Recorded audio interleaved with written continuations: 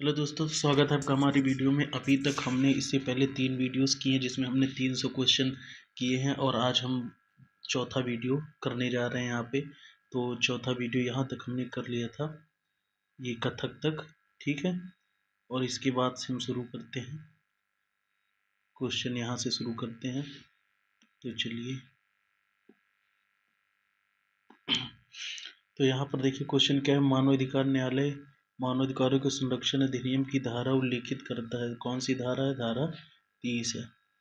अब यहाँ पर व्याख्या देखिए। मानवाधिकार न्यायालय मानव अधिकारों संरक्षण अधिनियम धारा 30 उल्लेखित करता है। इस अधिनियम की धारा 30 उल्लेखित है कि एक राज्य सरकार अधिसूचना के द्वारा उच्च न्यायालय के मुख्य न्यायाधीश की सहमति के साथ प्रत्येक जिले के अधिकारों के उल्लंघन के त्वरित परीक्षण के लिए मानवाधिकार की अदालत के रूप में एक सत्र अदालत निर्दिष्ट करती है। जबकि अधिनियम की धारा 31 राज्य सरकार को उस अदालत में एक विशेष सरकारी वकील को निर्दिष्ट करने का अधिकार देती है। तो धारा 30 जो है वो एक राज्य की अधिसूचना के द्वारा उच्च न्यायालय के मुख्य न्यायाधीश की सहमति के साथ प्रत्येक जिले को अधिकारों के उल्लंघन के त्वरित परीक्षण के लिए मानवाधिकार की अदालत के रूप में एक सत्र अदालत निर्दिष्ट करती है। और 31 में क्या है? राज्य सरकार को उस अदालत में एक विशेष सरकारी वकील प्रदान करती है, ठीक है। अगला क्वेश्चन है, निम्नलिखित में से कौन सा सूक्ष्म जीव के कारण एक प्लेग होता है? तो जीवाणु, ठीक है। यहाँ पर देखते हैं, ओस्चुरेला पेस्टिस रोग जीवाणु के कारण होता है। इस बीमारी में तेज बुखार होता है तथा ग्रंथियां स्पर्श में सूजी हुई होती हैं। इसके कारण आरबीसी नष्ट हो जाती है, ठीक है। रोगी की मृत्यु हो जाती है। चूंकि काले चूहे इस रोग के प्रमुख वाहक होते हैं, इसलिए इसे ब्लैक रोग भी कहा जाता है। तो कौन सा रोग है? आगे बढ़ते हैं। किस प्रकार की ज्वालामुखियों को पृथ्वी से सभी ज्वालामुखियों में सबसे बड़ा माना जाता है? कौन सी? ढाल ज्वालामुखी। आगे बढ़ते हैं। इस्लाम का पालन करने वाले लोगों द्वारा कितने आस्था के स्तंभ स्वीकार किए जाते हैं? 5 आस्था के स्वीकार किए जाते हैं। आगे बढ़ते हैं। दस्तावेजों की अंतर्वस्तु सिद्ध की जा सकेगी द्वितीयक साक्ष्य द्वारा, प्राथमिक साक्ष्य द्वारा। क्या है क्वेश्चन? दस्तावेजों की अंतर्वस्तु सिद्ध की जा सकेगी कैसे कैसे? द्वितीयक साक्ष्य द्वारा और प्राथमिक साक्ष्य द्वारा। तो यहाँ पर सी हो जाएगा ऑप्शन। भारतीय साक्ष्य अधिनियम 2023 की धारा 56 के अनुसार दस्तावेजों की अंतर्वस्तु कंटेंट या तो प्राथमिक या द्वितीय साक्ष्य द्वारा साबित की जा सकेगी। कौन सी धारा है? धारा 56 है। आगे बढ़ते हैं। समान परिस्थितियों में निरुद्ध किए गए एक व्यक्ति को दिनों में सूचित किया जाना चाहिए कि आधार पर आदेश दिया गया है। किस आधार पर आदेश दिया गया है? समान परिस्थितियों में निरुद्ध किए गए व्यक्ति को कितने दिनों में सूचित किया जाना चाहिए कि आधार पर किस आधार पर आदेश दिया गया है? 5 दिनों में। समान परिस्थितियों में निरुद्ध किए गए व्यक्ति को 5 दिनों के भीतर सूचित किया जाना चाहिए किस आधार पर आदेश दिया गया है। राष्ट्रीय सुरक्षा अधिनियम 1980 की धारा 8 एक प्रकार के उस व्यक्ति का अधिकार प्रदान करती है जिस व्यक्ति के विरुद्ध निरोध का आदेश पारित किया गया है। सक्षम प्राधिकारी द्वारा 5 दिनों की अवधि में निरुद्ध किए जाने के आधार प्रकट किए जाएंगे। आगे बढ़ते हैं। पट्टेदारी पट्टी की भूमि और भूमि राजस्व के संबंध में कानून निर्मित का संवैधानिक अधिकार किसके पास होता है? केवल राज्य सरकार के पास होता है। किसके पास? राज्य सरकार के पास। पट्टी की भूमि और राजस्व के संबंध में कानून निर्मित का संवैधानिक अधिकार केवल राज्य के पास होता है। भारतीय संविधान की 7वीं अनुसूची की सूची 2 राज्य सूची में दिए गए विषयों पर कानून निर्माण का अधिकार राज्य सरकार का है। वर्तमान में राज्य सूची में कुल 61 विषय हैं। पूर्वी पहले 66 थे, अब 61 हो गए, जिसमें कृषि, पशुपालन, जल आपूर्ति, सिंचाई, पट्टेदारी, भूमि, भू राजस्व आदि है। ये देखिए, ये किस में है? ये राज्य सूची में है। आप बताइए संघ सूची में कितने हैं? 100। पहले कितने थे? 97। नहीं, 97 है, पहले 100 थे। और 52 किस में है? 52, 47 समवर्ती सूची में। आपको ये बताना है कि 52 पहले थे या 47 पहले थे या अब कौन से। आगे बढ़ते हैं। साजी एन करुण का 73 वर्ष की आयु में निधन हो गया। या किस क्षेत्र संबंधित थे? सिनेमा। क्या नाम था? साजी एन करुण। देखिए, आपने राजनीति में इनका नाम नहीं सुना होगा, खेल में तो है ही नहीं, विज्ञान में हो सकते थे, या सिनेमा। अगर जैसे आपने नाम नहीं सुना तो इसमें सिनेमा होगा। कौन सा नाम है? साजी एन करुण। हाल ही में फेमस मलयालम फिल्म मेकर साजी एन करुण का 73 साल की उम्र में निधन हो गया। साजिन केरल से संबंधित थे। फिल्म पिरावी 1988, सोहन 1994 ये इनकी फिल्म है। आगे बढ़ते हैं। उत्तर प्रदेश में कुछ जिलों को अलग करके उत्तराखंड का गठन कब किया गया? तो ये किया गया था 9 नवंबर 2000।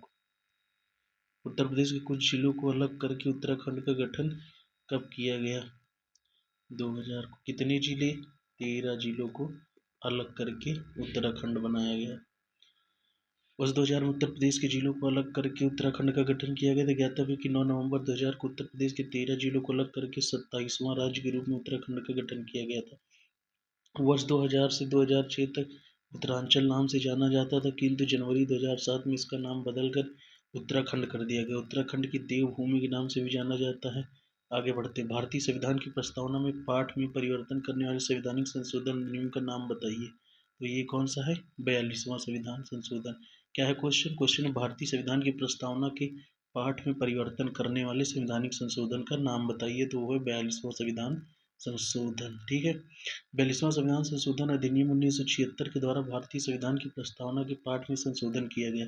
इस अधिनियम द्वारा प्रस्तावना में समाजवादी, पंथ निरपेक्ष और अखंडता 3 शब्द जोड़े गए थे। यह प्रस्तावना में किया गया एकमात्र संशोधन 42वें संविधान संशोधन अधिनियम की विशालता के कारण इसे लघु संविधान मतलब मिनी कॉन्स्टिट्यूशन की संज्ञा प्रदान की जाती है। आगे बढ़ते हैं। भारतीय संविधान का भाग 4 किससे संबंधित है? भाग 4 मौलिक कर्तव्य से संबंधित है। और भाग 4 किससे संबंधित है? तो वो है डीपीएसपी से। ठीक है। मौलिक अधिकार 3 में है। इसमें पार्ट 3 में है। राज्य के नीति निर्देशक तत्व ये देखा ही आपने 4 में। नागरिकता किसमें है? पार्ट 2 में है। आर्टिकल कौन सी है नागरिकता की? कितनी? 5 से 11 तक। राज्य के नीति निर्देशक तत्व 36 से 51 तक इनके आर्टिकल। मौलिक कर्तव्य के बताइए। और यहाँ पर क्या है? ये है मौलिक अधिकार। ये कितने से कितने तक है? ये है 12 से 35 तक। आगे बढ़ते हैं। ये वही बताया गया इसमें। ये देखिए यहाँ पर ये इंपॉर्टेंट। भारत के संविधान 4 के अनुच्छेद 51 में जोड़ा गया है। कौन सा? वर्तमान में मूल कर्तव्यों की संख्या 11 है। मूल कर्तव्यों की संख्या 11 है। 11वां संविधान 11वां जो जोड़ा गया था वो देखिए फिर से इसको पूरा पढ़ते हैं कि भारतीय संविधान का भाग 4 ये मौलिक कर्तव्य से संबंधित एक ज्ञातव्य है कि मूल कर्तव्यों का वर्णन मूल संविधान में नहीं था। इसे सरदार स्वर्ण सिंह समिति इंपॉर्टेंट है की सिफारिश पर 42वें संविधान संशोधन की धारा के अधिनियम 1976 द्वारा संविधान के भाग 4 के अनुच्छेद 51 में जोड़ा गया। वर्तमान में मूल कर्तव्यों की संख्या 11 है। 10 प्लस 1 बना था। पहले 10 फिर एक और जोड़ा गया था। भारतीय संविधान की किस अनुसूची में भारत के राष्ट्रपति के पारिश्रमिक भत्ते और विशेषाधिकारों के संबंधित प्रावधान है? तो किसमें है? द्वितीय अनुसूची में। बताइए तृतीय अनुसूची कौन सी है? प्रथम क्या है? प्रथम अनुसूची कौन सी है? बताइए जल्दी बताइए जल्दी। राज्य और छठी अनुसूची बताइए। देखिए अब यहाँ पर पूरी व्याख्या पढ़ते। भारतीय संविधान की द्वितीय अनुसूची भारत के राष्ट्रपति के पारिश्रमिक भत्ते और विशेषाधिकारों से संबंधित प्रावधान है। इस अनुसूची में राष्ट्रपति, राज्यपाल, लोकसभा के अध्यक्ष और उपाध्यक्ष, राज्यसभा के सभापति और उपसभापति के अध्यक्ष, उपाध्यक्ष, विधान परिषद के सभापति और उपसभापति, उच्चतम न्यायालय और उच्च न्यायालयों के न्यायाधीशों और भारत के नियंत्रक, महालेखक परीक्षक को प्राप्त होने वाले वेतन, भत्ते और पेंशन का उल्लेख किया गया है। जबकि पहली अनुसूची में संघ एवं राज्यों के संबंध में आगे नहीं दिया गया। निम्नलिखित में से कौन सी जनहित याचिका निःशुल्क कानूनी सहायता से? यहाँ पर हुसैन आरा खातून बनाम बिहार राज्य। मतलब कि कोई भी इंसान जो है वो निःशुल्क कानूनी सहायता त्वरित तरीके से मतलब जल्द से जल्द पा सके, उसकी पीआईएल किसने जारी की थी? तो हुसैन आरा खातून बनाम बिहार राज्य के मामले में ये जारी हुआ था। केशवानंद भारती किससे शामिल था? ये प्रस्तावना से शामिल था। आगे बढ़ते हैं। हुसैन आरा खातून बनाम बिहार राज्य जनहित याचिका पीआईएल निःशुल्क कानूनी सहायता के अधिकार से संबंधित है। इस केस के अंतर्गत लगभग 40,000 अंडर ट्रायल कैदियों की रिहाई शुरू हुई। यह मामला भारतीय कानून प्रणाली में पहली जनहित याचिका थी जिसकी वकील श्रीमती हिंगोरानी, अतः उन्हें जनहित याचिकाओं की जननी के रूप में जाना जाता है। दरअसल ये जो केस था कहाँ है? हुसैन आरा बनाम बिहार राज्य। तो यहाँ पर ये जो कैदियों का है, ये मतलब इन्हें कहा गया था कि भारत में कैदियों की जो कंडीशन है वो बहुत ही ख़राब है, उन्हें भी उनका हक मिलना चाहिए, उन्हें भी भत्ता मिलना चाहिए। आगे बढ़ते हैं। वर्ष 1932 में अखिल भारतीय हरिजन संघ की स्थापना किसने की थी? तो महात्मा गांधी ने। देखिए, जब आज़ादी के समय हरिजन के लिए और लोअर कास्ट के लिए दो व्यक्तियों ने काम किया था, एक महात्मा गांधी ने और एक भीमराव अम्बेडकर ने। तो इसका उत्तर या तो किसी भी अगर उस समय के पूछेगा तो या तो महात्मा गांधी होगा या तो भीमराव अम्बेडकर। आपसे क्वेश्चन है कि उस समय जो कमेटी बनी थी तो उसमें जो SC ST की कमेटी के हेड थे वो कौन थे? वर्ष 1932 में अखिल भारतीय हरिजन संघ की स्थापना गांधी ने की थी। गांधी जी ने वर्ष 1933 में साप्ताहिक हरिजन नामक, देखिए ध्यान से देखिए, बहुत इंपॉर्टेंट है। वर्ष 1932 में अखिल भारतीय हरिजन संघ की स्थापना महात्मा गांधी ने की थी। गांधी जी ने वर्ष 1933 में साप्ताहिक हरिजन पत्रिका का भी प्रकाशन प्रारंभ किया। 30 सितंबर 1932 को गठित अखिल भारतीय हरिजन संघ का नाम पहले अस्पृश्यता निवारण संघ रखा गया था, जिसे 13 सितंबर 1933 को हरिजन सेवक संघ नाम दिया गया। इसके प्रथम अध्यक्ष घनश्याम दास बिड़ला तथा सचिव अमृतलाल विट्ठल दास ठक्कर थे। संघ का मुख्यालय गांधी जी आश्रम किंग्सवे कैंप में दिल्ली में था। आगे बढ़ते हैं। किसके आवर्त नियम को संशोधित कर आधुनिक आवर्त सारणी के आधार के रूप में परमाणु क्रमांक को अपनाया? मेंडलीव के। तो इनके नियम को क्या किया गया? हटा दिया गया। किसके आवर्त नियम को संशोधित करके आधुनिक आवर्त को, मतलब इस इन्हीं के नियम को संशोधित किया गया, और मोस्ले ने भी बनाया था, सभी ने प्रयास किया था। अब यहाँ पर देखिए व्याख्या देखते हैं इसकी। दिमित्री मेंडलीव के आवर्त नियम को संशोधित कर आधुनिक आवर्त श्रेणी के आधार रूप में परमाणु क्रमांक को अपनाया। भौतिक रसायन शास्त्री मेंडलीव ने भौतिक एवं रासायनिक गुणों की समानता के आधार पर समस्त तत्वों को बढ़ाते हुए परमाणु भार के रूप में व्यथित किया था, किंतु बाद में आधुनिक आवर्त सारणी को परमाणु क्रमांक के क्रम में व्यवस्थित किया गया। तो इसका उत्तर क्या होगा? मेंडलीव होगा। आगे बढ़ते हैं। संघ लोक सेवा आयोग किसके अनुरोध पर किसी राज्य की सभी या किसी भी जरूरत को पूरा करता है? तो उसके राज्यपाल की जरूरत। तो क्या क्वेश्चन है? संघ लोक सेवा आयोग किसके अनुरोध पर किसी राज्य की सभी या किसी भी जरूरत को पूरा करता है? तो राज्यपाल के आदेश पर। संघ लोक सेवा आयोग राज्य के राज्यपाल के अनुरोध पर किसी राज्य की सभी जरूरत या किसी भी जरूरत को पूरा करता है। अनुच्छेद 315 का 4 के अनुसार यदि किसी राज्य का राज्यपाल संघ लोक सेवा आयोग से ऐसा अनुरोध करता है तो वह राष्ट्रपति के अनुमोदन से उस राज्य की सभी या किन्हीं आवश्यकताओं को पूर्ति के लिए सहमत हो सकेगा। अनुच्छेद 315 के अनुसार संघ और राज्यों के लिए लोक सेवा आयोग का गठन के बारे में बताया गया है। कितने से कितने के है यूपीएससी? 315 से 323 तक। आगे बढ़ते हैं। नगर निगम की बैठक की अध्यक्षता कौन करता है? महापौर करता है। कौन करता है? महापौर करता है। नगर निगम बैठक की अध्यक्षता महापौर मेयर करता है। महापौर किसी नगर प्रशासन को कहते हैं। प्रत्येक महानगर में एक नगर निगम की स्थापना की जाती है। यह नगर निगम क्षेत्र में होने वाले सभी दायित्वों की पूर्ति को देखभाल करता है। नगर निगम का प्रमुख महापौर मेयर होता है, जो अपने कर्मचारियों के माध्यम से नगर निगम के अंतर्गत आने वाले कृत्य पूर्ण करवाता है। महापौर के लिए प्रत्येक 5 वर्ष में नगर निगम का चुनाव आयोजित किया जाता है। इस चुनाव में कई पार्षद चुने जाते हैं। इन्हीं पार्षदों में से एक पार्षद को 1 वर्ष के लिए मेयर पद के लिए चुना जाता है। भारतीय संविधान में संशोधन द्वारा वनों और जंगली जंतुओं और पक्षियों की सुरक्षा के विषय में स्थानांतरण राज्य सूची से समवर्ती सूची में हुआ था। किससे? 42वें से। भारतीय संविधान में 42वें संविधान संशोधन 1976 में वनों और जंगली जंतुओं पक्षियों की सुरक्षा के विषयों के स्थानांतरण राज्य सूची से समवर्ती सूची में हुआ था। समवर्ती सूची मतलब इसमें संघ और राज्य दोनों मिलकर काम करेंगे। 42वें संविधान संशोधन 1976 के द्वारा शिक्षा, वन्य जीवों एवं पक्षियों का संरक्षण, नाप तोल आदि को राज्य सूची से समवर्ती सूची में स्थानांतरित किया गया। 42वें संविधान संशोधन 1976 द्वारा संविधान में परिवर्तन लाए गए थे, बहुत सारे परिवर्तन, इसीलिए इसे क्या कहा जाता है? मिनी कॉन्स्टिट्यूशन कहा जाता है, सूक्ष्म संविधान कहा जाता है। भारत के राष्ट्रपति के पद पर चुनाव कौन आयोजित करता है? कौन करता है? भारत का निर्वाचन आयोग करता है। इसका आर्टिकल क्या है? 324 है। इसमें कितने मेंबर होते हैं? 3 मेंबर, एक प्रमुख होता है, 2 अन्य मेंबर होते हैं। भारत के राष्ट्रपति पद का चुनाव भारतीय निर्वाचन आयोग का आयोजित करता है।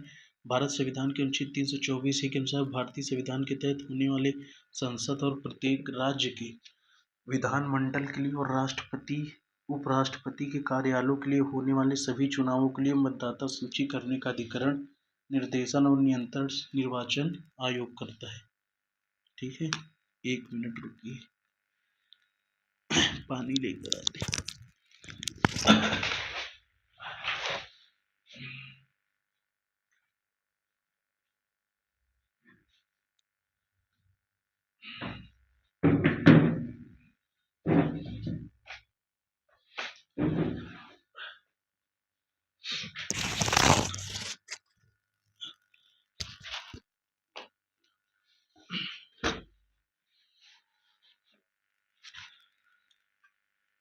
चलिए आगे देखते हैं क्वेश्चन।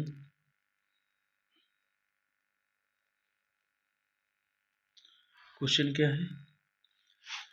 बीएसए की कौन सी धारा है? बीएसए मतलब भारतीय साक्ष्य अधिनियम कौन सी धारा उपबंध करती है कि सुसंगत तथ्यों के साक्ष्य के सपुष्टि करने की प्रवृत्ति रखने वाले प्रश्न ग्राह्य हैं? तो कौन से होंगे?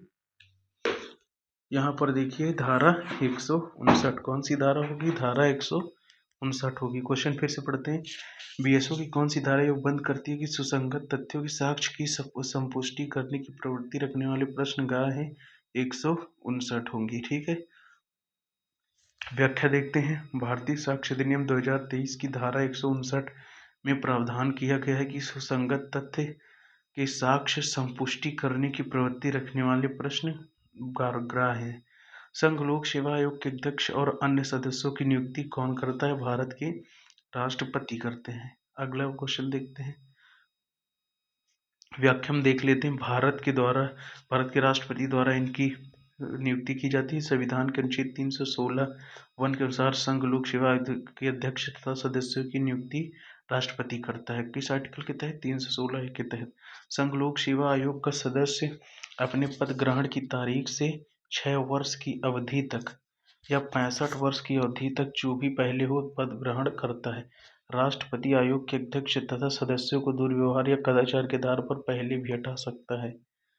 आगे देखते हैं। महिलाओं और लड़कियों के लिए अनैतिक तस्करी का दमन सीता अधिनियम वर्ष में अधिनियमित किया गया था। तो किसमें? 356 में। सीता एक्ट कब अधिनियमित किया गया था? 1956 में। कब किया गया था? 1956 में। देखते हैं। महिलाओं और लड़कियों के लिए अनैतिक तस्करी का दमन 30 दिसंबर 1956 में अधिनियमित किया गया था। इस अधिनियम को 1956 के अनैतिक व्यापार रोकथाम अधिनियम के रूप में भी जाना जाता है। अनैतिक व्यापार रोकथाम अधिनियम किसी भी पुरुष या महिला को यौन शोषण के अपराधी बनाने की दिशा में पहला कदम था। इसका विस्तार संपूर्ण भारत पर है। ठीक है, आगे बढ़ते हैं। भारतीय रिजर्व बैंक की स्थापना कब हुई थी? 1935 में। आगे बढ़ते हैं। भारतीय रिजर्व बैंक की स्थापना आरबीआई एक्ट 1934 के द्वारा 1 अप्रैल 1935 को हुई थी। इसकी स्थापना हिल्टन यंग समिति की सिफारिश पर 1926 पर की गई थी। 1 जनवरी 1949 को भारतीय रिजर्व बैंक का एकीकरण किया गया। कब किया गया? 1 जनवरी 1949 को। वह भारत का एक केंद्रीय बैंक है। इसका मुख्यालय मुंबई महाराष्ट्र में है। वर्तमान में इसके गवर्नर शक्तिकांत दास हैं। शक्तिकांत दास रिजर्व बैंक के 25वें गवर्नर हैं। आरबीआई का केंद्रीय कार्यालय पहले कलकत्ता में था। इसे वर्ष 1937 में स्थायी रूप से बॉम्बे में कर दिया गया। आगे बढ़ते। वर्ष 1951 में तेलंगाना के पोचमपल्ली गांव में गांधीवादी आचार्य विनोबा भावे द्वारा शुरू किए गए शैक्षिक भूमि सुधार आंदोलन को क्या कहा जाता है? भूदान आंदोलन। विनोबा भावे को और क्या मिला था बताइए? Ramon Magsaysay award. आगे बढ़ते हैं। वर्ष 1951 में तेलंगाना के पोचमपल्ली गांव में गांधीवादी आचार्य विनोबा भावे द्वारा शुरू किए शैक्षिक भूमि सुधार आंदोलन में सर्वोदय आंदोलन कहा जाता था। भूमि सुधार आंदोलन को सर्वोदय आंदोलन कहा जाता था। इस आंदोलन की शुरुआत वर्ष 1951 में हुई थी। इस आंदोलन का उद्देश्य जमींदारों या भूमि मालिकों द्वारा भूमिहीन लोगों को स्वेच्छा से अपनी भूमि का कुछ भाग उपहार में देने के लिए मनाने का उपक्रम था। ठीक है, इस आंदोलन को रक्तहीन क्रांति के रूप में भी जाना जाता है। भारतीय संसदीय समूह का पदेन अध्यक्ष कौन होता है? जो भारत की संसद और विश्व की विभिन्न संसदों के बीच एक कड़ी है। कौन होता है? लोकसभा अध्यक्ष होता है। क्या है क्वेश्चन? भारतीय संसदीय समूह का पदेन अध्यक्ष कौन होता है जो भारत की संसद और विश्व की विभिन्न संसदों के बीच की एक कड़ी होता है? तो लोकसभा का अध्यक्ष। भारतीय संसदीय समूह का पदेन अध्यक्ष लोकसभा अध्यक्ष होता है जो भारत की संसद और विश्व की विभिन्न संसदों के मध्य एक कड़ी है। लोकसभा अध्यक्ष भारतीय संसद के निम्न सदन का सभापति एवं अधिष्ठाता होता है। इसकी भूमिका वेस्टमिनिस्टर प्रणाली पर आधारित अन्य शासन व्यवस्था की तरह वैधानिक सभापति के समान होती है। इस पद पर निर्वाचन आम चुनाव के बाद लोकसभा की प्रथम बैठक किस समय होता है? अगला क्वेश्चन देखते हैं। भारत में पीएम नरेंद्र मोदी ने जयप्रकाश नारायण इंटरनेशनल एयरपोर्ट पर एक नए टर्मिनल का उद्घाटन किया है। यह एयरपोर्ट भारत के किस राज्य में स्थित है? तो यह भारत के बिहार राज्य में स्थित है। कहाँ पर स्थित है? बिहार राज्य में। कौन सा है? Jayaprakash Narayan international airport. Jayaprakash Narayan international airport. ठीक है, आगे बढ़ते हैं। नरेंद्र मोदी ने पटना स्थित Jayaprakash Narayan international airport terminal building का इनॉग्रेशन किया। पटना एयरपोर्ट का नया टर्मिनल 1200 करोड़ की लागत से तैयार किया गया है। आगे बढ़ते हैं। डैश के मामले में उच्चतम न्यायालय द्वारा कार्यकारी शक्ति के दायरे में विस्तृत चर्चा की। कौन से? राम जेविया बनाम पंजाब सरकार। राम जेवा बनाम पंजाब सरकार। राम जेवा बनाम पंजाब सरकार के मामले में उच्चतम न्यायालय ने द्वारा कार्यकारी शक्ति के दायरे में विस्तृत चर्चा की गई।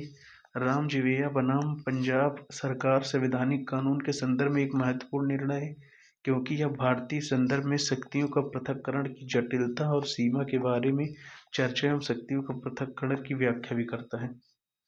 क्वेश्चन इसको फिर से पढ़ लेते हैं, इंपॉर्टेंट है। राम जेविया बनाम पंजाब सरकार के मामले में उच्चतम न्यायालय द्वारा कार्यकारी शक्ति के दायरे पर विस्तृत चर्चा की गई है।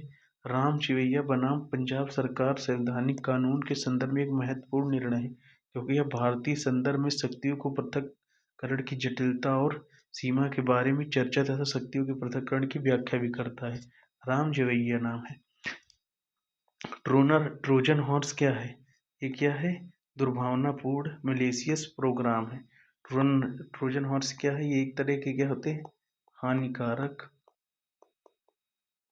हानिकारक ईमेल्स या मैसेजेस होते हैं जो स्पैम के थ्रू एक डिवाइस में आते हैं और उसका नुकसान पहुंचाते हैं। लाभकारी तो बिल्कुल नहीं होगा। ठीक है, ट्रोजन हॉर्स एक दुर्भावनापूर्ण मलेशियस प्रोग्राम है। यह कंप्यूटर प्रोग्राम होता है जो देखने में बिल्कुल वास्तविक लगता है लेकिन यह वैसे होता नहीं है। ट्रोजन हॉर्स अपनी कॉपी बनाता है किंतु जब एक किसी सिस्टम में प्रवेश कर जाता है तो मालवेयर्स के लिए दरवाजे खोल देता है और अंततः पूरे सिस्टम को बर्बाद कर देता है। इसका प्रमुख कार्य सिस्टम को रिस्टार्ट करना, फाइलों को नष्ट करना, वायरस और मालवेयर को इंस्टॉल करना, फाइनेंशियल डाटा चुराना तथा keyboard data, pin, user ID, password आदि को चुराने का कार्य करता है। कितनी बढ़िया इसकी व्याख्या की गई। देखिए, गण पूर्ति कोरम पूरा करने के लिए राज्यसभा में कितने सदस्यों की जरूरत पड़ती है? तो 250 होते हैं। 250 बटे 10 कर दीजिए तो 25 सदस्य की जरूरत। और यही काम लोकसभा में 550 लोग होते हैं, बटे 10 कर दीजिए 55 लोग। आगे बढ़ते हैं। यहाँ पर अनुच्छेद 100 में वर्णित है। ठीक है, और यहाँ राज्यसभा की वर्तमान सदस्य 245 है पर होने कितने चाहिए? मतलब 250 तक हो सकते हैं। ठीक है, केंद्रीय सत्कर्ता आयुक्त की नियुक्ति कौन करता है? भारत के राष्ट्रपति करते हैं। केंद्रीय सत्कर्ता आयुक्त सीवीसी की नियुक्ति भारत के राष्ट्रपति करता है। केंद्रीय आयुक्त तथा अन्य आयुक्तों की नियुक्ति राष्ट्रपति द्वारा एक समिति की सिफारिश पर की जाती है जिसमें प्रधानमंत्री, अध्यक्ष, गृहमंत्री, सदस्य और लोकसभा के विपक्षी नेता सदस्य शामिल होते हैं। ज्ञातव्य है कि केंद्रीय सत्कर्ता आयोग को सरकार द्वारा फरवरी 1964 में के संथानम समिति की अध्यक्षता वाली भ्रष्टाचार निरोधक समिति की सिफारिशों पर स्थापित किया गया था। किसी विशिष्ट फाइल का नाम बदलने के लिए किस फंक्शन का उपयोग किया जाता है? द फाइल बदलने के लिए F2 फंक्शन का। देखिए फाइल टू, F से फाइल टू मतलब पहले एक थी फिर एक नाम बदल दिया गया। तो ऐसे करके याद कर लेंगे। किसी विशिष्ट फाइल का नाम बदलने के लिए फंक्शन की उपयोग की जाती है F2। F2 फंक्शन कीबोर्ड का उपयोग किसी विशिष्ट फाइल का नाम बदलने के लिए किया जाता है। Alt S एक कीबोर्ड शॉर्टकट है जिसका उपयोग अक्सर पावर पॉइंट में स्लाइड शो के लिए किया जाता है, स्लाइड शो सेटिंग के लिए, खोलने ओपन के लिए किया जाता है। किसी प्रोग्राम में विंडो को बंद करने के लिए F4 का उपयोग किया जाता है। CTR Ctrl+E लाइन या चयनित टेक्स्ट को पृष्ठ के सेंटर में अलाइन करता है। फेसबुक को LTS keyboard slide show F4 program को विंडो को बंद करने के लिए CTR चयनित टेक्स्ट को सेंटर।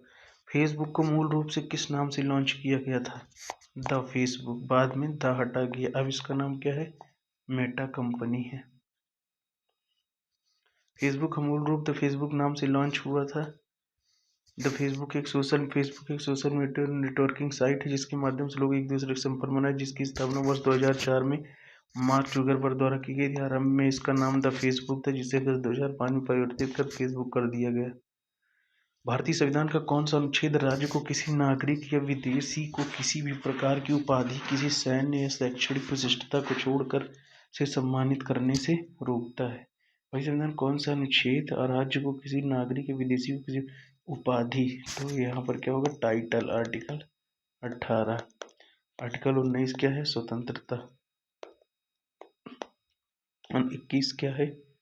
जीने का अधिकार, जीने का अधिकार। आर्टिकल 14 क्या है? यहाँ पर है क्या? विधि के समक्ष संरक्षण और विधि के समक्ष समता। ये लिया गया है USA से और समता लिया गया किससे? ब्रिटेन से। ठीक है, आगे बढ़ते हैं। भारतीय संविधान के अनुच्छेद 18 राज्य को किसी नागरिक या विदेशी किसी भी प्रकार की उपाधि, किसी सैन्य या शैक्षणिक विशिष्टता को छोड़कर से सम्मानित करने से रोकता है, जबकि अनुच्छेद 14 कानून के समक्ष समानता, यहाँ पर हमने समता बोल दिया, क्या? समानता तथा विधि के समान संरक्षण के संबंधित है। अनुच्छेद 21 में वर्णित है कि किसी व्यक्ति को उसके प्राण एवं दैहिक स्वतंत्रता से विधि द्वारा जो भी वो आगे दिया ही नहीं, जो वो फूले संबंधित थे, कृषि आंदोलन से नहीं, ज्योति विरोधी आंदोलन, जाति विरोधी आंदोलन से। ठीक है, जाहिर सी बात है ज्योतिबा फूले महाराष्ट्र के एक समाज सुधारक थे, उनका संबंध जाति विरोधी आंदोलन से है। इन्होंने सत्यशोधक समाज की स्थापना 1873 में पुणे महाराष्ट्र में की थी। इनकी पुस्तक गुलामगिरी है। इनकी एक फिल्म भी आई है, देखिएगा, बहुत अच्छी है। इनका डेट याद रखिए, 1873 में सत्यशोधक समाज, सत्यशोधक समाज। और इनकी वाइफ का क्या नाम था? सावित्री बाई फूले, भारत की पहली महिला शिक्षिका, फर्स्ट महिला शिक्षिका थी। ठीक है, आगे बढ़ते हैं। हाल ही में कनाडा इंडिया फाउंडेशन द्वारा किसे global India of the year award से सम्मानित किया? सदगुरु। इनका अपना ही चलता रहता है। हाल ही में कनाडा इंडिया फाउंडेशन द्वारा किसे global Indian of the year award से सम्मानित किया गया? सदगुरु। कनाडा के टोरंटो में हुए एक प्रोग्राम में फेमस स्पिरिचुअल गुरु ओडिशा फाउंडेशन के फाउंडर सदगुरु को कनाडा इंडिया फाउंडेशन द्वारा global Indian of the year award से सम्मानित किया गया। यह सम्मान उन्हें मानव चेतना और एनवायरमेंटल कंजर्वेशन के लिए अवेयरनेस फैलाने के लिए दिया गया है। लाइकेन एक प्रकार से सम्मान से है क्या? सहोपकारिता, म्यूचुअलिज्म। क्या है? लाइकेन सहोपकारिता, म्यूचुअलिज्म प्रकार के संबंध का एक उदाहरण या निम्न श्रेणी की ऐसी छोटी वनस्पतियों का समूह जो विभिन्न प्रकार के आधारों पर उगे हुए पाए जाते हैं। यद्यपि ये धवल रंग के होते हैं, जैसे लाल, नारंगी, बैगनी, नीले, भूरे रंग के रंगों से भी लाइकेन पाए जाते हैं। यह एक समग्र जीव है जो शैवाल या साइनोबैक्टीरिया से उत्पन्न होता है, जो कई कवक प्रजातियों के तंतुओं के मध्य रहता है। लाइकेन एक थैलोफाइट प्रकार की वनस्पति है जो कवक और शैवालों दोनों से मिलकर बनती है। इसमें कवक तथा शैवाल का सहजीवी। लोकसभा चुनाव लड़ने के लिए न्यूनतम आयु कितनी होनी चाहिए? लोकसभा 25, राज्यसभा। लोकसभा चुनाव लड़ने के लिए, राज्यसभा में आने के लिए 30।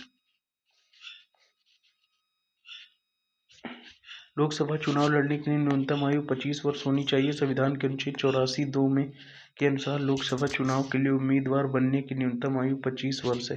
कौन सा अनुच्छेद है? 84(2). और बनने की न्यूनतम आयु 25 वर्ष होगी। हाल ही में 104वें संविधान संशोधन के अधिनियम के तहत लोकसभा तथा राज्यसभा विधानसभाओं में एंग्लो इंडियन का आरक्षण समाप्त कर दिया। भारतीय खाद्य निगम के अधीन कार्य करता है कौन? उपभोक्ता मामले, खाद्य एवं सार्वजनिक वितरण मंत्रालय। कौन कार्य करता है? देखिए, इसको 30% लोगों ने सिर्फ सही किया था। और जबकि रोज प्रचार आता है टीवी पर, भारत जागो, ग्राहक जागो, उपभोक्ता मामले, खाद्य सार्वजनिक वितरण मंत्रालय भारतीय खाद्य निगम के अधीन। भारतीय खाद्य निगम उपभोक्ता मामले, खाद्य और सार्वजनिक वितरण मंत्रालय के अधीन कार्य करता है। भारतीय खाद्य निगम की स्थापना खाद्य निगम अधिनियम 1964 के तहत 14 जनवरी 1965 को की गई। इसका मुख्यालय नई दिल्ली में स्थित है। कहाँ पर? नई दिल्ली में है। और स्थापना कब हुई थी? 1964। उत्तर प्रदेश भूमि राजस्व अधिनियम निम्न से किस वर्ष स्थापित किया गया था? तो ये वर्ष में 1901 में किया गया था। उत्तर प्रदेश भूमि राजस्व अधिनियम वर्ष 1901 में स्थापित किया गया था। इसके पश्चात 1926 तथा 1939 में उत्तर प्रदेश में काश्तकारी कानून बनाए गए। वर्ष 1951 में उत्तर प्रदेश में जमींदारी उन्मूलन और भूमि सुधार कानून बनाए गए। ठीक है, फिर से पढ़ते हैं। उत्तर प्रदेश भूमि राजस्व अधिनियम वर्ष 1901 में स्थापित किया गया था।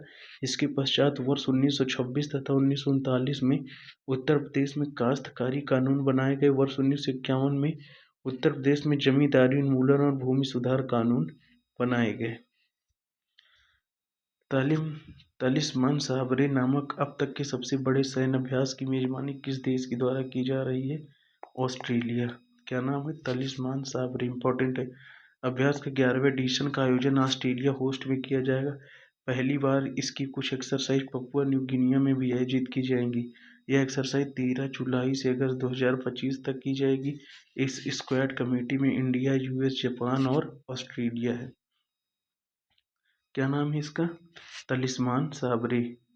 भारतीय संविधान की 7वीं अनुसूची के तहत निम्नलिखित में कौन सी विषय राज्य सूची में शामिल एक विषय? ये कौन सा है? ये है संघ सूची में। बीमा भी संघ सूची में। स्वच्छता क्या है? सभी राज्य अपने अपने राज्य को स्वच्छता की ओर ले जाएंगे। शेयर बाजार, ये कौन सा है? संघ सूची का विषय है। संविधान की 7वीं अनुसूची के तहत स्वच्छता विषय राज्य सूची में शामिल है। ठीक है। और ये जो सूचियों का है, ये कहाँ से लिया गया था? ऑस्ट्रेलिया से। राष्ट्रीय सुरक्षा अधिनियम 1980 के तहत राष्ट्रीय सुरक्षा शब्दों में सम्मिलित नहीं है। भारत के अंतर्राज्यीय जल विवाद। राष्ट्रीय सुरक्षा अधिनियम के तहत राष्ट्रीय सुरक्षा शब्द में भारत के अंतर्राज्यीय जल विवाद सम्मिलित नहीं है। यह अधिनियम केंद्र सरकार और राज्य सरकारों को किसी व्यक्ति को भारत की सुरक्षा के लिए किसी भी प्रकार के कार्य करने से रोकने के लिए किसी व्यक्ति को हिरासत में लेने का अधिकार देती है। किसके लिए हिरासत में लेते हैं? केंद्र और राज्य सरकारों किसी व्यक्ति को भारत की सुरक्षा के लिए किसी भी प्रकार के कार्य करने से रोकने के लिए। ठीक है, चलिए थोड़ा पेन चेंज करते हैं, आगे बढ़ते हैं। भारत में सर्वोच्च न्यायालय के न्यायाधीशों के लिए सेवानिवृत्त आयु कितनी है? 65 है। कितनी है? 65। भारत में सर्वोच्च न्यायालय के न्यायाधीशों के लिए सेवानिवृत्त आयु कितनी है? 65 वर्ष। भारत में सर्वोच्च न्यायालय के सेवानिवृत्त की आयु 65 वर्ष होती है। उच्च न्यायालय में न्यायाधीशों की सेवानिवृत्ति 62 वर्ष होती है। वर्तमान में सर्वोच्च न्यायालय में 35 न्यायाधीश, मुख्य न्यायाधीश सहित कितने हैं वर्तमान में सर्वोच्च न्यायालय में? सुप्रीम कोर्ट में 35 न्यायाधीश। भारत के वर्तमान में 25 उच्च न्यायालय अस्तित्व में है। उच्च न्यायालय 25 हैं और सर्वोच्च न्यायालय में जो जजों की संख्या है वो कितनी है? 35 है। महानदी बेसिन में बना कौन सा बांध बाढ़ नियंत्रण के साथ जल संचरण को सम्मिलित करता है? हीराकुड बांध। कहाँ पर है? महानदी में। देखिए, महानदी हीरा, एमएच से ही महा बनता है। देखिए, एमएच महा, तो यहाँ पर महा से याद कर लेंगे, माँ से मान नदी और हा से हीराकुंड। ठीक है, आगे बढ़ते हैं। महानदी बेसिन में बना हीराकुड बांध बाढ़ नियंत्रण के साथ जल संरक्षण को समाहित करता है। महानदी उड़ीसा की प्रमुख नदी है। टिहरी बांध भागीरथी नदी पर, नागार्जुन सागर बांध कृष्णा नदी तथा भाखड़ा नाकल बांध सतलज नदी पर स्थित है। आगे बढ़ते हैं।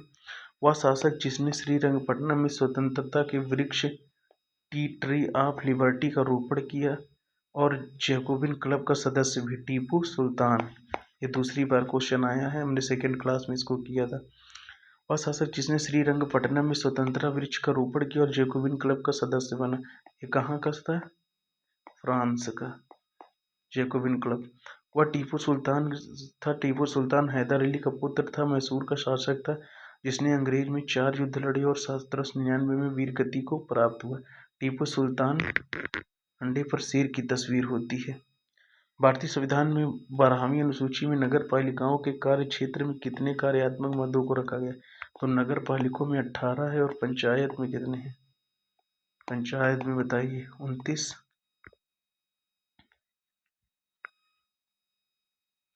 भारत संविधान की 12वीं अनुसूची नगर पालिकाओं के कार्य क्षेत्र में 18 मदों रखा गया है। नगर पालिकाओं के अधिकार क्षेत्र और कर्तव्य को भारतीय संविधान की 12वीं अनुसूची में उल्लेखित किया गया है। 74वें संविधान संशोधन 1992 में जोड़ा गया था। 11वां भी 73वें संविधान संशोधन 1992 में जोड़ा गया था। आगे बढ़ते हैं। किस अंतर्राष्ट्रीय दस्तावेज को सभी मानव जाति के लिए अंतर्राष्ट्रीय मैग्ना कार्टा कहा जाता है? मानवाधिकार की सार्वभौम घोषणा कब हुई थी? 1948 में हुई थी। भारत में मानवाधिकार का कब बना था आयोग? ये बना था 1993 में। और मानवाधिकार दिवस प्रत्येक वर्ष कब मनाया जाता है? 10 दिसंबर को मनाया जाता है। यहाँ पर क्या है? अंतर्राष्ट्रीय मैग्ना कार्टा किसे कहा जाता है? मानवाधिकार के सार्वभौमिक घोषणा पत्र को। विदेश व्यापार विकास और विनिमय अधिनियम कब लागू हुआ? 1992। 1982 में क्या फॉर्म हुआ? EXIM bank. Export import bank. एक से एक्सपोर्ट और इम से इंपोर्ट। विदेश व्यापार विकास और विनिमय अधिनियम 1992 में लागू हुआ। इस अधिनियम के अंतर्गत देश में होने वाले आयात द्वारा विदेशी कारोबार के विकार और विनियमन की सुविधा प्रदान की गई है। यह भारत में निर्यात तथा इससे जुड़े या आकस्मिक मामलों को भी विकास या विनियमन करता है। राष्ट्रीय आपदा प्रबंधन प्राधिकरण के पदेन अध्यक्ष कौन होते हैं? राष्ट्रीय आपदा प्रबंधन प्राधिकरण के पदेन अध्यक्ष कौन होते हैं? तो प्रधानमंत्री होते हैं। राष्ट्रीय आपदा प्रबंधन प्राधिकरण के पदेन अध्यक्ष प्रधानमंत्री होते हैं। राष्ट्रीय आपदा प्रबंधन प्राधिकरण का गठन राष्ट्रीय आपदा प्रबंधन अधिनियम 2005 के तहत किया गया। इसका प्राथमिक उद्देश्य प्राकृतिक या मानव निर्मित आपदाओं की प्रतिक्रिया का समन्वय करना है और आपदा प्रतिरोध और संकट के समय आपदा विरोधी क्षमता का निर्माण करना है। क्वेश्चन करते हैं। 12 पुत्र एतिहाय ग्राम योजना पीएम नरेंद्र मोदी द्वारा किस राज्य में शुरू की? देखिए, मुझे नहीं लगता कि नॉर्थ के राज्य में होगी, इसलिए ये साउथ की है। शायद नहीं, ये ईस्ट में है, नॉर्थ ईस्ट में एक तरह से देखिए, मिडिल ईस्ट में भारत के। का नाम है 12 पुत्र एतिहाय ग्राम योजना पीएम, तो ये उड़ीसा में है। ठीक है। जून 2025 में पीएम मोदी ने उड़ीसा में 18,600 करोड़ के प्रोजेक्ट लॉन्च किया है। इसके साथ उन्होंने उड़ीसा में 12 पुत्र एतिहाय ग्राम योजना भी लॉन्च किया है। देखिए, उड़ीसा 12,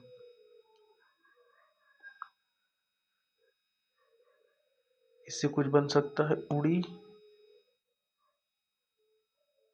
ये ऐसे याद कर लिए कि उड़ जाता है बार बार, कोई पक्षी है जो, ये देखिए, औथैया गौरैया कर लीजिए इसको, गौरैया उड़ जाती है बार बार, तो गौरैया से अथैया और 12 पुत्र। ठीक है, उड़ीसा। तो वर्ष 2002 में भारतीय संविधान में किस संवैधानिक संशोधन अधिनियम द्वारा एक नया मौलिक कर्तव्य जोड़ा गया? 86वें। कौन था? शिक्षा का अधिकार, निःशुल्क शिक्षा का अधिकार। 86वें संविधान संशोधन 2002।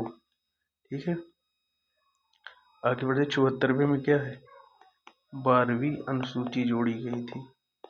क्या की गई थी, 12वीं अनुसूची जोड़ी गई थी। वर्ष 2002 में भारतीय संविधान में 86वें संविधान संशोधन अधिनियम द्वारा एक नया मौलिक कर्तव्य जोड़ा गया था। इसके अंतर्गत माता पिता या संरक्षक द्वारा 6 से 14 वर्ष की आयु के बच्चों को प्राथमिक शिक्षा प्रदान करने का प्रावधान किया गया है। उल्लेखनीय है कि मौलिक कर्तव्यों का प्रावधान भारतीय संविधान के रूस के संविधान से लिया गया है। वर्ष 2000 में भारतीय संविधान में 86वें संविधान संशोधन अधिनियम द्वारा एक नया मौलिक कर्तव्य जोड़ा गया। इसके अंतर्गत माता पिता या संरक्षक द्वारा 6 से 14 वर्ष की आयु बच्चों को प्राथमिक शिक्षा प्रदान करने का प्रावधान किया गया। उल्लेखनीय है कि मौलिक कर्तव्यों का प्रावधान भारतीय संविधान में रूस के संविधान से लिया गया है। भू हदबंदी निम्नलिखित में से किसे संदर्भित करती है, उस अधिनियम सीमा निर्धारण जिससे अधिक कोई भी किसी प्रकार की भूमि नहीं रख सकता, उसी को कहते हैं हद। अभी देखिए इससे साफ पता था, भूमि हदबंदी मतलब एक हद में भूमि हो उसके बाद बंद कर दिया, बंदी मतलब इतने पर ही एक हद में किसी के पास भूमि हो सकती है। यह कानून 1962 में लाया गया था। ठीक है। किस आयोग को यौन अपराधों के बच्चों का संरक्षण अधिनियम 2012 के कार्यान्वयन की निगरानी का उत्तरदायित्व सौंपा गया? राष्ट्रीय बाल अधिकार संरक्षण आयोग। राष्ट्रीय बाल संरक्षण आयोग 2012 में बना था। राष्ट्रीय बाल अधिकार संरक्षण अधिनियम की स्थापना 2005 के तहत 2007 में हुई थी। भारतीय संविधान का कौन सा अनुच्छेद किसी भी कारखानों थक गया, मैं धीरे धीरे पढ़ता हूँ। भारतीय संविधान का कौन सा अनुच्छेद किसी भी कारखानों, खदान या अन्य संकटपूर्ण गतिविधियों में 14 वर्ष से कम आयु के बच्चे को रोजगार पर प्रतिबंध लगाता है? तो ये हो जाएगा आर्टिकल 40। क्या हो जाएगा, आर्टिकल 40 में क्या है, इसमें बाल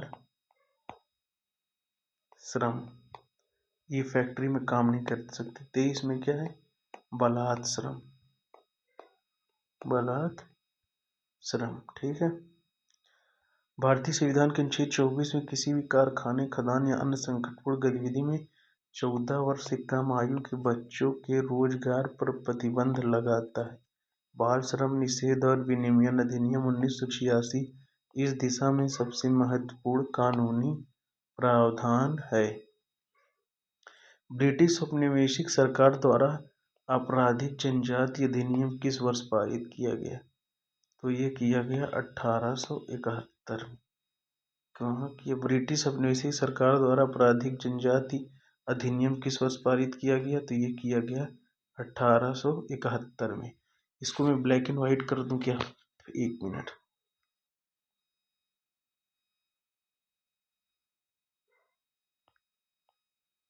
चलिए अब थोड़ा सही है, मार्क में नहीं लगेगा। आगे बढ़ते हैं। 1871 में पारित किया गया जनजातीय अधिनियम। ठीक है, आगे बढ़ते हैं। सार्वजनिक दायित्व बीमा अधिनियम का मुख्य उद्देश्य उन पीड़ितों को तत्काल राहत प्रदान करता है जो संबंधित दुर्घटनाओं से पीड़ित है, खतरनाक पदार्थ से। आगे बढ़ते हैं। सार्वजनिक दायित्व बीमा अधिनियम का मुख्य उद्देश्य तत्काल रहता है, वही क्वेश्चन है, क्या होता है, खतरनाक पदार्थ से। आगे बढ़ते हैं। पोषण की वह कौन सी विधि है जिसमें जीव मृत और क्षयधारी पदार्थ में पोषक तत्वों को घोल के रूप में ग्रहण करते हैं? ये मृत पोषित पोषण। पोषण की प्रत्मोषित पोषण विधि में जीव मृत या क्षयकारी पदार्थ में पोषक तत्वों के घोल के रूप में ग्रहण करते हैं। ऐसे जीव जो मृत सड़े जैव पदार्थों से बढ़ते हैं तथा उनसे पोषण प्राप्त करते हैं, वे जीव मृत जीवी कहलाते हैं। उन्हें कवक या फंजाई भी कहते हैं। भारतीय साक्ष्य अधिनियम 2023 की धारा में इलेक्ट्रॉनिक रूप में राजपत्रों के बारे में उपकरणा दिया गया है, आर्टिकल 81 में। आगे बढ़ते हैं। भारतीय साक्ष्य अधिनियम 2023 की धारा 81 में इलेक्ट्रिक या डिजिटल अभिलेखों में राजपत्रों के बारे में अवधारणा प्रदान दिया गया है। प्रतिवर्ष द्वारा मानव विकास रिपोर्ट (एचडीआर) प्रकाशित की जाती है। संयुक्त राष्ट्र विकास कार्यक्रम United Nation Development Programme UNDP क्या करती है? प्रतिवर्ष मानव विकास रिपोर्ट (एचडीआर) प्रकाशित करती है। ह्यूमन डेवलपमेंट हाँ, चलते हैं आगे। प्रतिवर्ष डैश द्वारा मानव विकास रिपोर्ट (एचडीआर) प्रकाशित की जाती है।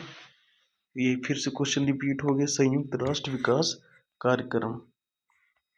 आगे बढ़ते हैं। विषाक्तता रोग का प्रकोप द्वारा जल प्रदूषण के कारण होता है। पारा मतलब मरकरी। एकमात्र सॉलिड जो लिक्विड स्टेट में पाया जाता है, मतलब मेटल, सॉलिड मेटल जो लिक्विड स्टेट में पाया जाता है। विनिमाता रोग का प्रकोप मरकरी द्वारा जल प्रदूषण के कारण होता है। जापान की विनिमाता खाड़ी के पास वर्ष 1968 में पहली बार यह रोग प्रकाशित में आया। पर्यावरण प्रदूषण के 4 प्रमुख प्रदूषणों में से एक है। पद्मश्री प्राप्तकर्ता डॉक्टर सुब्बण्णा अयप्पन का हाल ही में निधन हो गया। वह किस क्षेत्र से संबंधित है? तो विज्ञान क्षेत्र से संबंधित है। किस क्षेत्र से? विज्ञान। हाल ही में पद्मश्री विनर डॉक्टर सुब्बण्णा अयप्पन का 70 वर्ष की आयु में निधन हो गया। वह इंडियन एक्वाकल्चर साइंटिस्ट थे और एग्रीकल्चर सेक्टर में काम कर रहे थे। वे 2010 से 2016 Indian council of agriculture research (ICAR) के डायरेक्टर जनरल भी रह चुके हैं। सार्वजनिक प्रयोजन के लिए किसी व्यक्ति की निजी संपत्ति का अधिग्रहण करने के सरकार के अधिकार को अभिग्रहण अधिकार कहा जाता है। ये काम पहले सरकार नहीं कर सकती थी। जब क्या था? फंडामेंटल राइट्स में 7वां राइट जो था वो था राइट टू प्रॉपर्टी, बट इसे 44वें संविधान संशोधन 1978 द्वारा क्या कर दिया गया? हटा दिया गया। और कहाँ रख दिया गया? 300A पार्ट 12 में। आगे बढ़ते हैं। भारतीय संविधान के निम्नलिखित में से किस अनुच्छेद में राज्यों के लिए महाधिवक्ता के पद का प्रावधान है? राज्यों के लिए महाधिवक्ता 165। जिस तरह से संघ के लिए होता है अटॉर्नी जनरल ऑफ इंडिया, उसी तरह राज्य के लिए आर्टिकल 165 में एडवोकेट जनरल ऑफ इंडिया होते हैं। एडवोकेट जनरल ऑफ इंडिया होते हैं। भारतीय संविधान के अनुच्छेद 165 में राज्यों के लिए एक महाधिवक्ता पद का प्रावधान किया गया। महाधिवक्ता की नियुक्ति राज्यपाल द्वारा की जाती है। इसके द्वारा की जाती है? राज्यपाल द्वारा की जाती है। महाधिवक्ता नियुक्त होने के लिए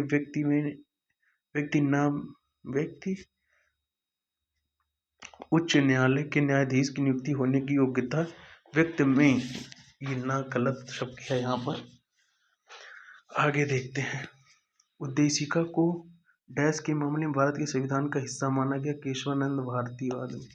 ठीक है, आगे चलते हैं कि निम्न में से कौन सा कंप्यूटर में प्राइमरी मेमोरी का एक उदाहरण है? कौन सा है? रैम। इसका फुल फॉर्म क्या है?